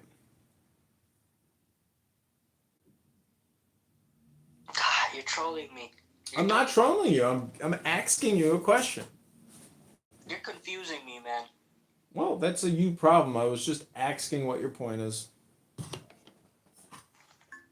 Are you black candidate? Am I black? Yeah. Black and blue?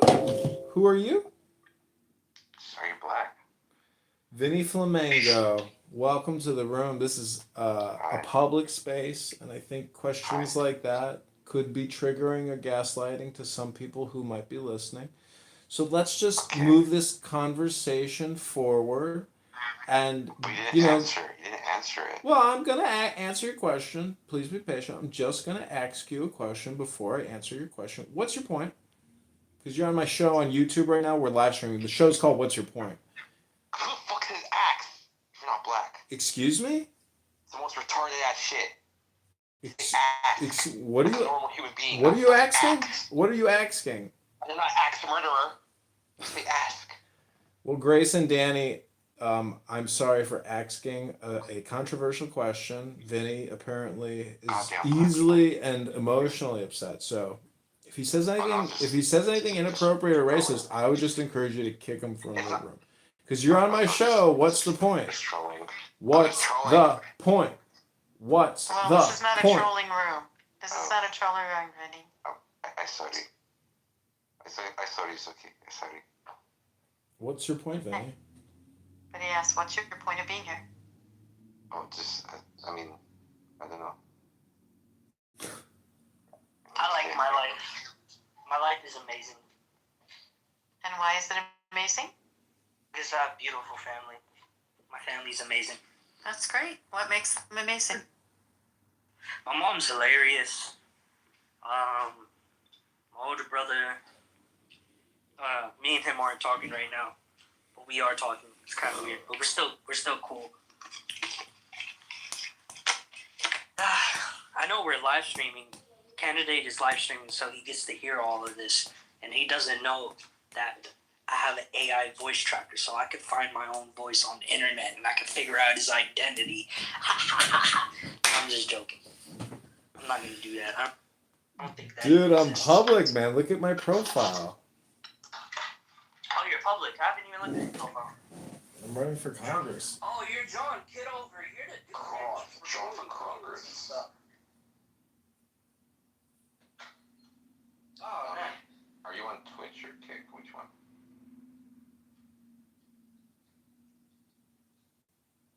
It's fucking John Kitover. John fucking Kitover. You know what? I have a message for the world. What's your message? What's your message?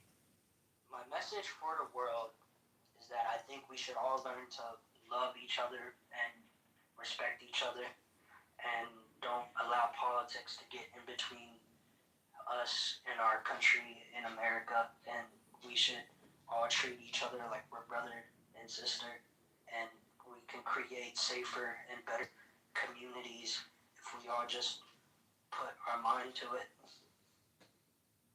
America, fuck yeah.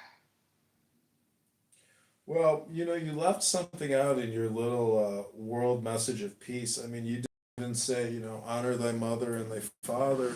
You just said, yeah, treat everybody like your brother and your sister. But what about your mom and your dad? You left them out of the equation, Vinny. Of course, that goes with it. Respect our elders. Yeah. The first thing he said was his parents, right? Elmi said his parents, his mother. Yeah, my mom's amazing, bro. We started. My bad. Yeah. I thought I was talking to Vinny for a second here. Ilmi, I think you were talking to Vinny, and I just wasn't paying attention. Ilmi, you know, what is your point? Do you think I could name a cat Schrodinger? I think Vinny's gonna kill me. Ilmi, what was your point about saying all that? Why Schrodinger? Vinny, before we move on to Danny's Schrodinger's cat, Ilmi, can you tell us what your point was? My point is that we're extremely divided, and we have been extremely divided for decades now politically, and it's just stupid, bro. And then all the racial tensions and just like stuff going on all over the world, and it's sad, bro. It's truly sad. Got it. So what was your point? Yeah, it's not gonna work this time, Mr. Candidate. Well, you're on my show. It's called What's the Point? The whole point of the show is just to constantly just keep saying what's the point. So, anyways. This reminds me of that other guy's show, the Zach Galifianakis guy from Hangover. What's the point of your statement? The point is that this isn't very comical, and you need a better niche. Well, I'm not trying to be funny here. What is it? I'm just trying to say, you know, what's the point? That's the point. What's the point? That's the point. What's the point? That's the point. Got it. Okay, moderators. I've done my work here. We've gotten nowhere. He has no point.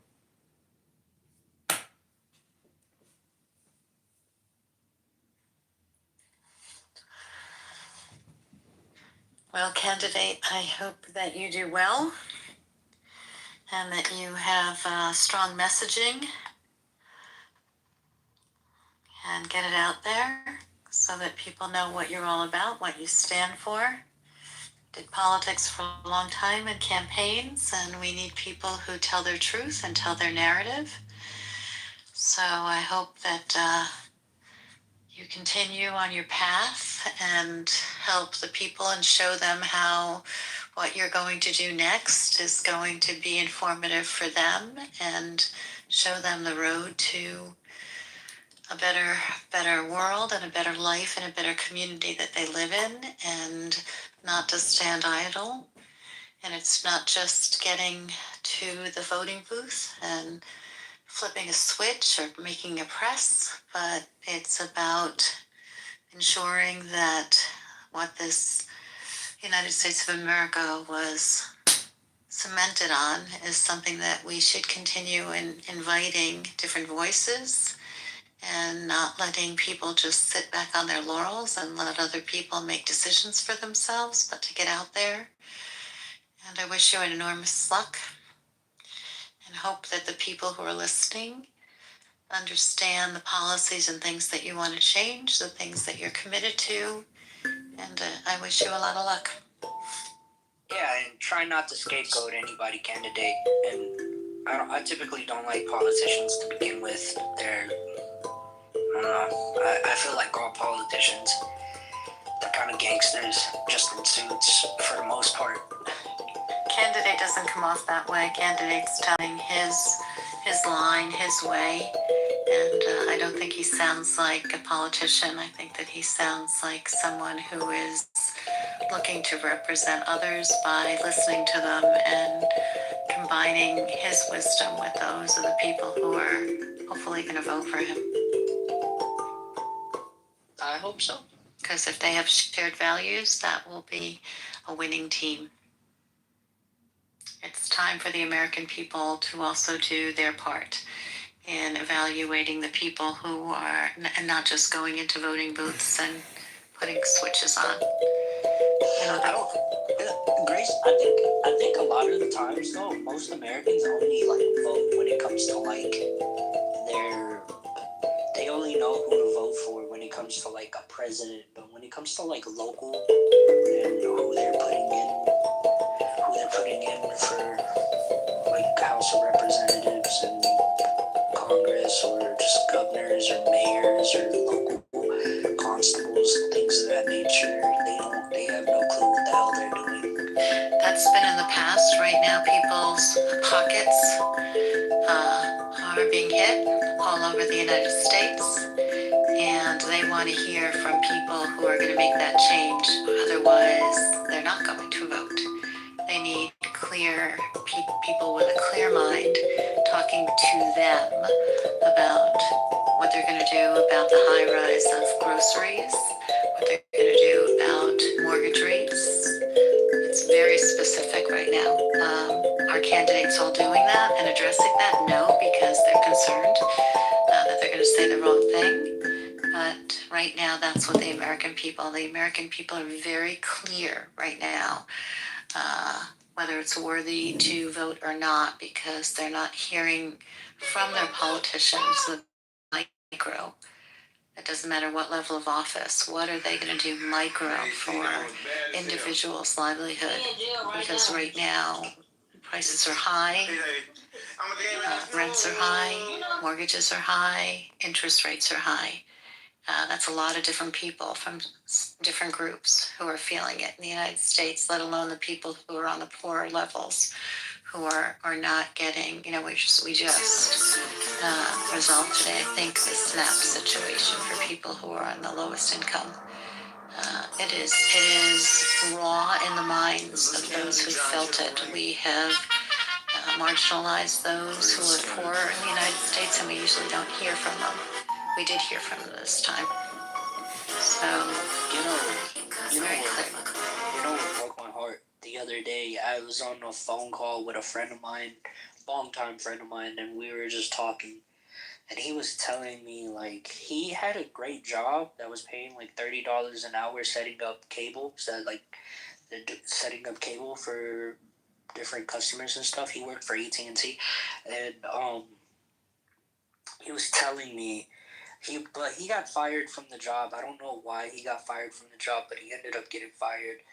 He was telling me, like, he just found a new job, but while being in between jobs, and dealing with like one night his daughter needed diapers and he didn't have any diapers. He didn't have no money to get her diapers. So the first thing he did was just turn on DoorDash just to get his daughter diapers. And it was, oh man, that's fine. just hearing that come out of his mouth broke my fucking heart, bro. It literally broke my heart. Man. Hello, hello.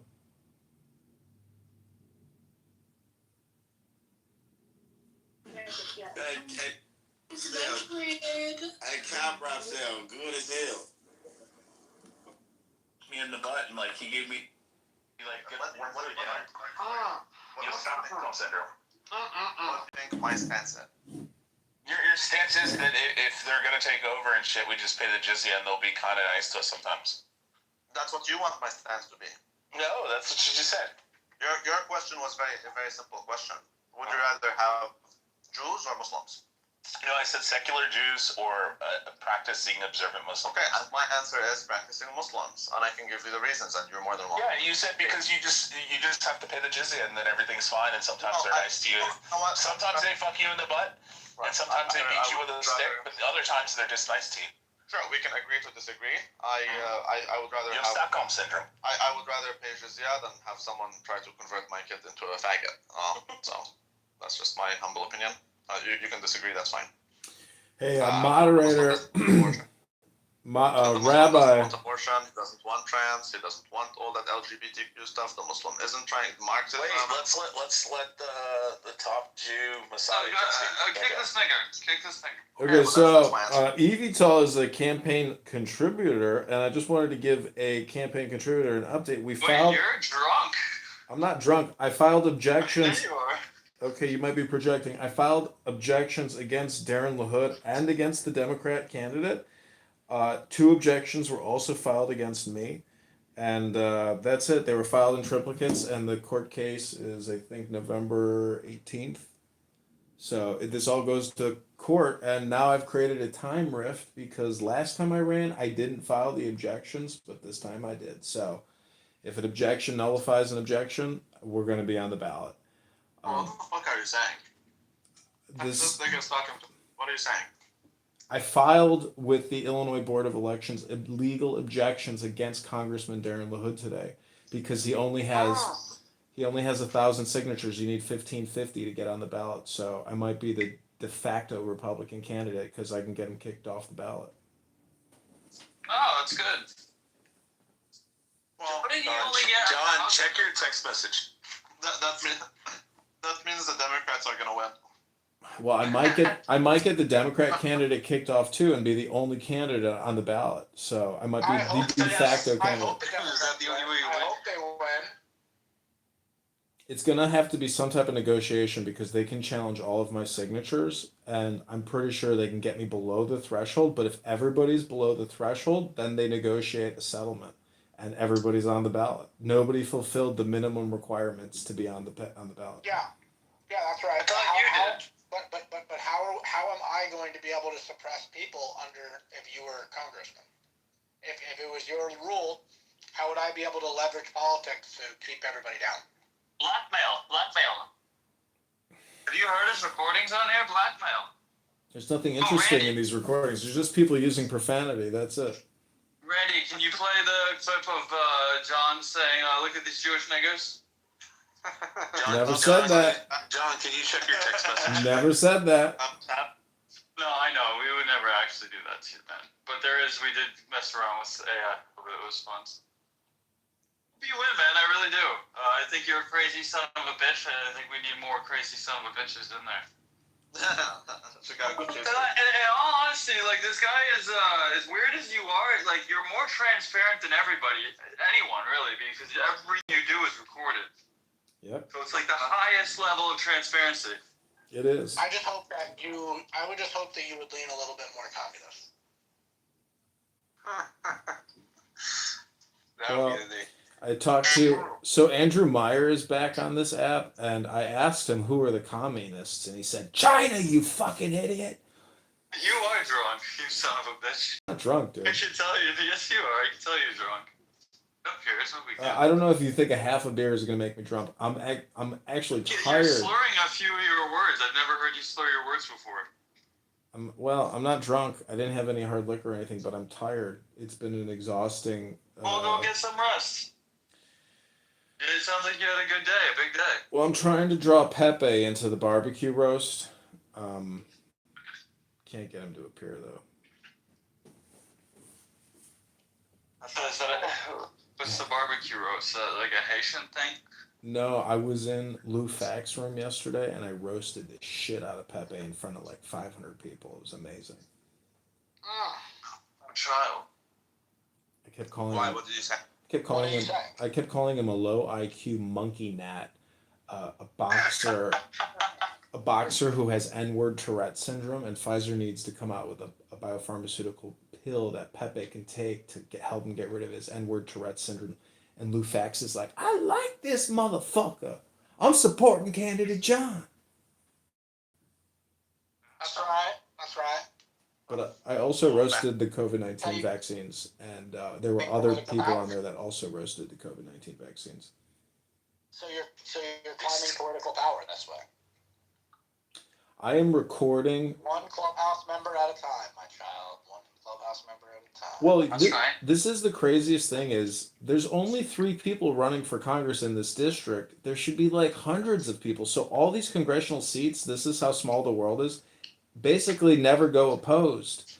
So that's like the biggest trip of running for Congress is you realize that it's just an open field for who can essentially organize to do, to organize to run for Congress. It's very simple to do. So it's just like shocking to me how small the world is. Oh. I mean, most people, they have a job and stuff.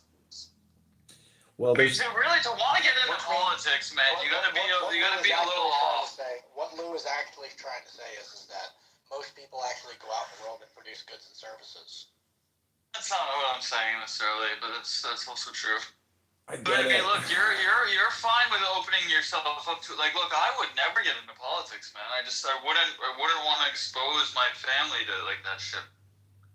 Well, It's a very nasty world, dude. when I took the train downtown and you see everybody just working. Right, it's not worth it. None of it is worth it.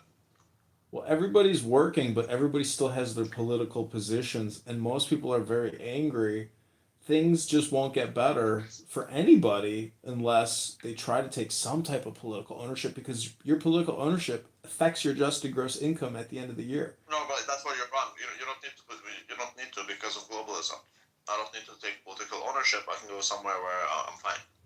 No, I don't think he's wrong. It's if you have the means to do that, but then you're already at a point where like the political it doesn't even affect you.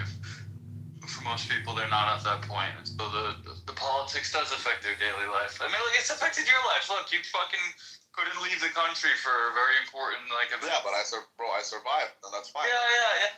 But it's just surviving and thriving are two very different things. Well, if you do, but that's the thing. Well, hey, me not being able to travel at that time doesn't mean I'm not able to thrive. If you're unable to thrive, then it's like time for you to move. And I'm in the French side of Canada. Like, okay, if that's a real issue for me moving forward, I'll move somewhere else. Okay, so zoom out. If Canada itself is an issue, I'll go to the US. If US is the issue, I'll go to Europe. It doesn't matter. My point is, you don't have to get political power and fight for and focus on politics is for poor people, and you don't have to focus on it because you can move somewhere else thanks to globalism. Yeah, but are you saying that fucking? Huh? I mean, I feel like we do have to focus on it. Hi. Child. Yes, hello. Hi, I'm sorry. I was just popping in because I'm currently studying this, and it's nice to hear people actually talking about it who don't seem crazy. Oh boy. Oh, yeah, you got the wrong room, Lily. What are you studying? Better start running. Kick this kid out of the room. Kick this kid out of the room. Don't let her see the truth. Kick her. You have no clue. Hey! You have no clue. Hey, y'all. Kick this kid quick. Don't let her know nothing. 18 or older. Saying y'all is offensive. Spare this little one, Rabbi. Spare the children. Think of the children. Spare this child. Kick her. Where are you from if saying y'all is offensive? Can I'm I from ask? Arizona, and I am offended by y'all. He's offended. He's offended. Hey, Lily, I'm do you from have your parents' I'm permission to be on? Yes. I'm from California. Oh, that's good to know. How old are you? I'm 17. How? What? Oh, shit, dude. Kick her. Red flag. Kick Okay, bye. immediately. Yeah, we all love Epstein, but bro, we don't have to, you know. Yeah, this is for the campaign. I do not love, for the record, I do not love Epstein. Well, that's anti-Semitic. Why don't you love Epstein? With all due respect, kick I him. don't know the answer to that question, Rabbi. It's true, you don't have to. You should. I mean, you should love everybody. You should. Yeah, exactly. You should. Well, if you love everybody, you love yourself. But you have to admit that what Epstein was doing was lewd and disgusting and abusive, manipulative behavior. Allegedly. But for guys like Randy, though, if you're on FetLife all day long and you're arranging all these things, what happened to Bonsoir? I mean, you just abandoned her, and now you're here all the time. That's his girlfriend. Don't talk about too soon. With all due respect, David. With all due respect, David, you're the guy popping bottles of champagne, in the gold room, or what do they call the room at the strip club? Champagne room. Well, for the record, I wasn't the one that wanted to go to the strip clubs. I'm not going to say Rabbi was. There was somebody else. I'm not going to name names. Don't be anti-Semitic. Don't be anti-Semitic. Yeah, it was Diego. We know Diego was there. No, Diego wasn't even there. All right, well, then I guess Diego wasn't there. Oh, yeah, Rico. No, it wasn't Rico. Oh, it was Lou. No, I'm not a strip club guy. Who was it? No, Who it was was the other Ewan. guy? Oh, Ewan. Well, I was talking about Montreal. I don't know what you guys. No, then I don't know. That's Toronto, not Montreal. Okay, so Evie, if you go to my Instagram, John Kitover, you can see an attorney who can represent the campaign, and he's on X. His name is Pericles the Great. He's got 250,000 followers, and Elon Musk retweeted him. I got a selfie with him. We hugged. He said he would represent the campaign and cut me a deal. Nice. It goes to election court, and it's just 20 attorneys fighting in a court, on behalf of the candidates. It's crazy. A lot of money gets spent here. Hundreds of thousands of dollars get spent trying to challenge petitions and kick you off the ballot. Little tiny courts. But so John, with all due respect. With all due respect, what's your point? You lost, We haven't lost anything yet. We have filed 2 objections, and 2 objections have been filed against us. That's what's happening. Who's saying 100% are they? David! There's no chance. Listen, David, Mr. Toyman, these import duty taxes have caused chaos in your Chinese manufacturing business. And, I'm talking to Andrew Meyer. He's calling your manufacturers communists. I'm just wondering, do we need to put an extra 20% tax on the toy industry? With all due respect, David, put a little respect on this name. This is candidate John speaking here. I mean, you already have 120% tariff. It's no bueno. That has been suspended for 1 year. I will send a message to Trump if I get into Congress and say, only tax the toy industry and make sure the Bobadillas, they don't eat for a couple of years, David. Put some respect on candidate John's name. Come on, David. We need your support in the campaign. Lou is an AI strategist. Evie Tall's a donor. Rabbi's a consultant. CM is a schmuck, and Rich here, he's also a consultant. CM calls himself a mathematician. I asked him, what's 300 times 1,000? He couldn't even tell me off the top of his head. He's got his fucking man bun. He's sitting there DJing at some Colombian parties with some. He doesn't want to tell you. It's not in your. He chooses not to tell you. How about that? You know that this nigga is on weed, right? With all due respect, David, you haven't said anything intelligent in 5 years of listening to you. And, I'm just saying, with all due respect, that I've never heard you say anything really intelligent. I don't know if that's because you've never read a book in, 3 years or 5 years, but with all due respect, David. I read every single day. You can't make fun of the people who are. You can't make fun of people who are retarded, man. Especially if you're running, John. You gotta leave it. Say hello to I agree with you, John. I haven't heard anything they say. Thank you. For 5 years. Listen, I do agree. Don't say anything. That's your personal preference. If nothing nice to say, don't say it. Walgreens' position is down 85%. With all due respect. Yeah, but the peanuts are 85% off. Right now, and you just roasted every single person in this room, and I'm voting for you. I'm in. Thank you. I'm in, John. You turned me over. Okay. Thank you. Buy some Walgreens stock. I buy all my peanuts there. Great deals on the peanuts. Cashews, almonds, pistachios. With all due respect. With all due respect, David. David, your toy business is finished if I get into Congress. I'm jacking those Chinese tariffs up 100%, particularly on the Bobadilla franchises. It's taking me higher than it is now. Yeah. Is that a real photo of Donnie? Is that real? Yeah, that's Mondani with a keep on. He's Jewish now. And I'm the real Mondani. No, when was that taken? It's like a week ago or something. Oh, child. I'm really surprised you really didn't say you Chinese nigger. Whoa. Don't say the N-word. Okay, Boom the room. Who boomed the room? John Cena's match didn't even kind of affect it either. Okay, who boomed the room? Who boomed the room? It was me. You have to come back to the replay to find out who it was. It was me. Who boomed the room? It was me. Who boomed the room? It was me. Just trying to get ahead of the curve here. Who boomed that room? Who boomed the room? It was me. Okay, welcome to Who Boomed the Room. It's been Pepe the Barbecue Roast, John Kitover candidate. Devata inside, no? Why are you wanting to vote the Rakshas and get stuck with their adharmas? एक देवता को लेके आओ. No.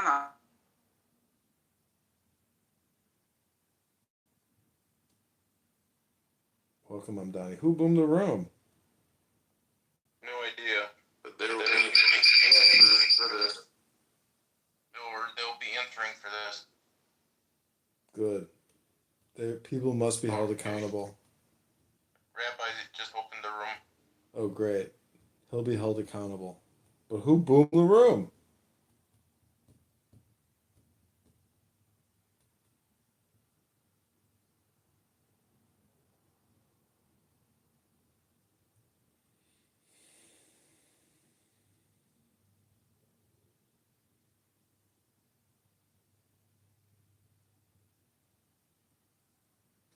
Okay, so he told the man, clear out. You're going to surely die if you eat of the tree of the knowledge of good and evil. Now let's go into Genesis, the 3rd chapter, and verse 1, and let's see the snake.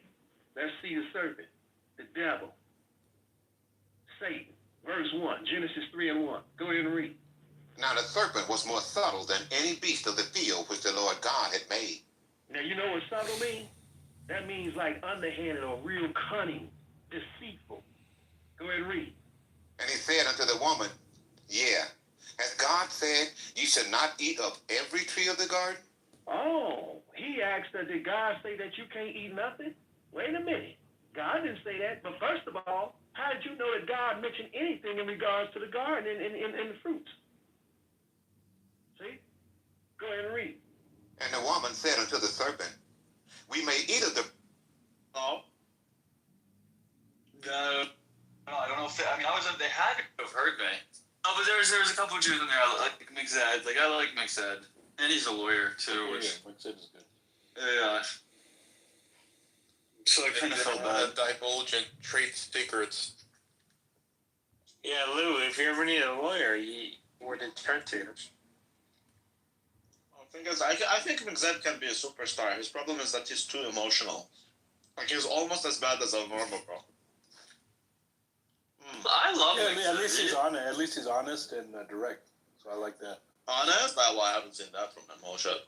What are you talking about? Like he will present his view directly and forcefully, right? Yeah, no, I've never seen him not be that way. I mean, I wouldn't say I've never seen him not be that way. He's mostly that way, though. In fact, he was one of the only ones I jokingly said it in a very Jewish room. Although it's like a Bima, hi Bima. Conflict like that, but I was like, Bima, was I so mean to you? I wasn't mean to you, Bima. Sorry, Bima, I wasn't mean to you. I was trying to help you. Maybe I was being mean to try to wake you up or something, but I wasn't being mean. Maybe I You were mean to me. Well, this is the thing. It's all I can say is I'm sorry. Will you forgive me? Was it that bad? I mean, I had to lean into it, and I said to myself, why should I care? All that type of stuff. But I was offended for a while, and it hurt. I would laugh about it, but I'd leave and I'd be upset about it, and then I tried to understand why the heck do I care what some guy on Clubhouse says about me? But yeah, I got over it. I forgive you. All right. Well, glad that's settled. So I came in the room because ASMR. I wanted to do an ASMR show with you. What's an ASMR show about? Well, we can start with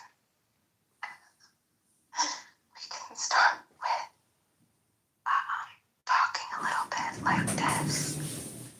Is this an ASMR show now? We can say, hey, come closer. Closer than that.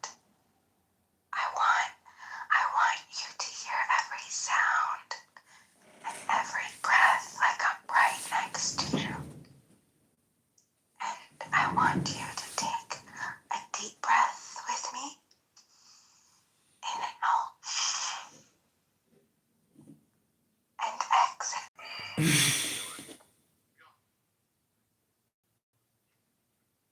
We made it through the day today.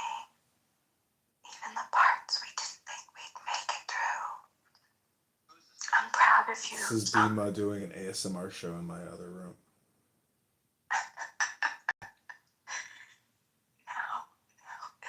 Now I want you to just let yourself melt a little bit.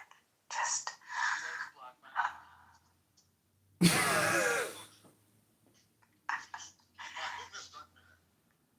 can't laugh. Have to relax. I want you to close your eyes. Everything can wait. Everything can wait.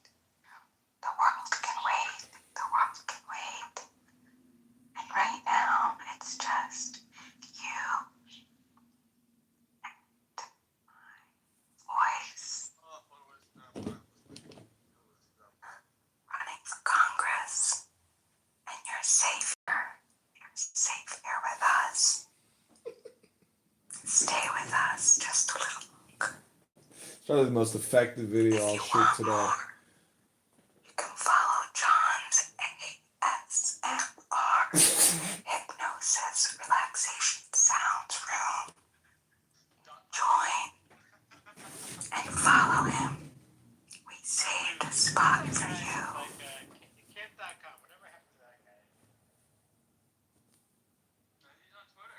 Wow, that was the best video I probably filmed of the day. I'm gonna mute them. Now I'm gonna play for you the kalimba.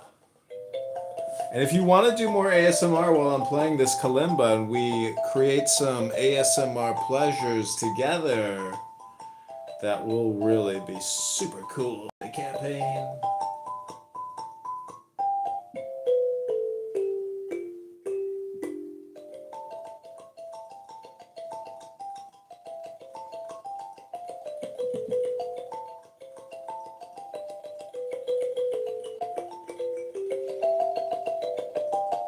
As I was filing the objections today, there was this older gentleman there who took about 17 minutes to fill out some paperwork in front of me. Like, he could have stepped to the side. But anyways, I filmed the whole thing, so, killed two birds with one stone. But as I was sitting there waiting, guess what I was doing?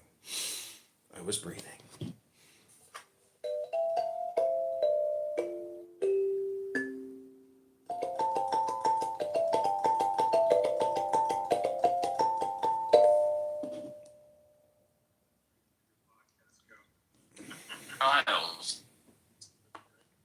Well, I just want to say that I hope you guys have another great night and a lot of fun with DJ Rabbi here hosting the room, bringing you all the super intelligence you guys have ever been looking for. The guy's the best financial advisors I've ever come across.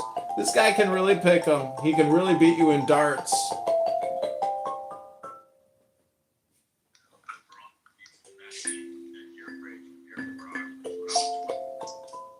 Oh, that's right. Yeah, your ASMR was a big success, Bean. I can restart my live stream, and that's when we should do a new one. Let me give you a countdown, because it's when you start and stop, that's when a huge influx comes in, and you only got a couple seconds to keep the audience. Listen to this.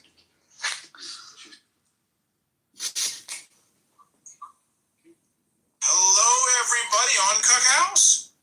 This is Candidate John Kitover, all the way from Mississippi.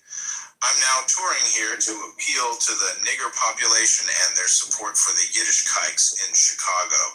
Wow. I wish you happiness, health, wealth, joy, and peace of mind. Vote Kitover and go to the gym, fatty. What was that? Holy shit, that was an AI rendering of my persona. Is that really the way AI thinks I come across? That's outrageous. Wait, are you serious? Well, that was Randy McDickerson, aka this fake Jordanian shawarma manufacturer. You know what, David? I'm putting 185% tax on your toy business as soon as I get into Congress, with all due respect. Oh my god, that was horrible. That was awful. Can we go back to the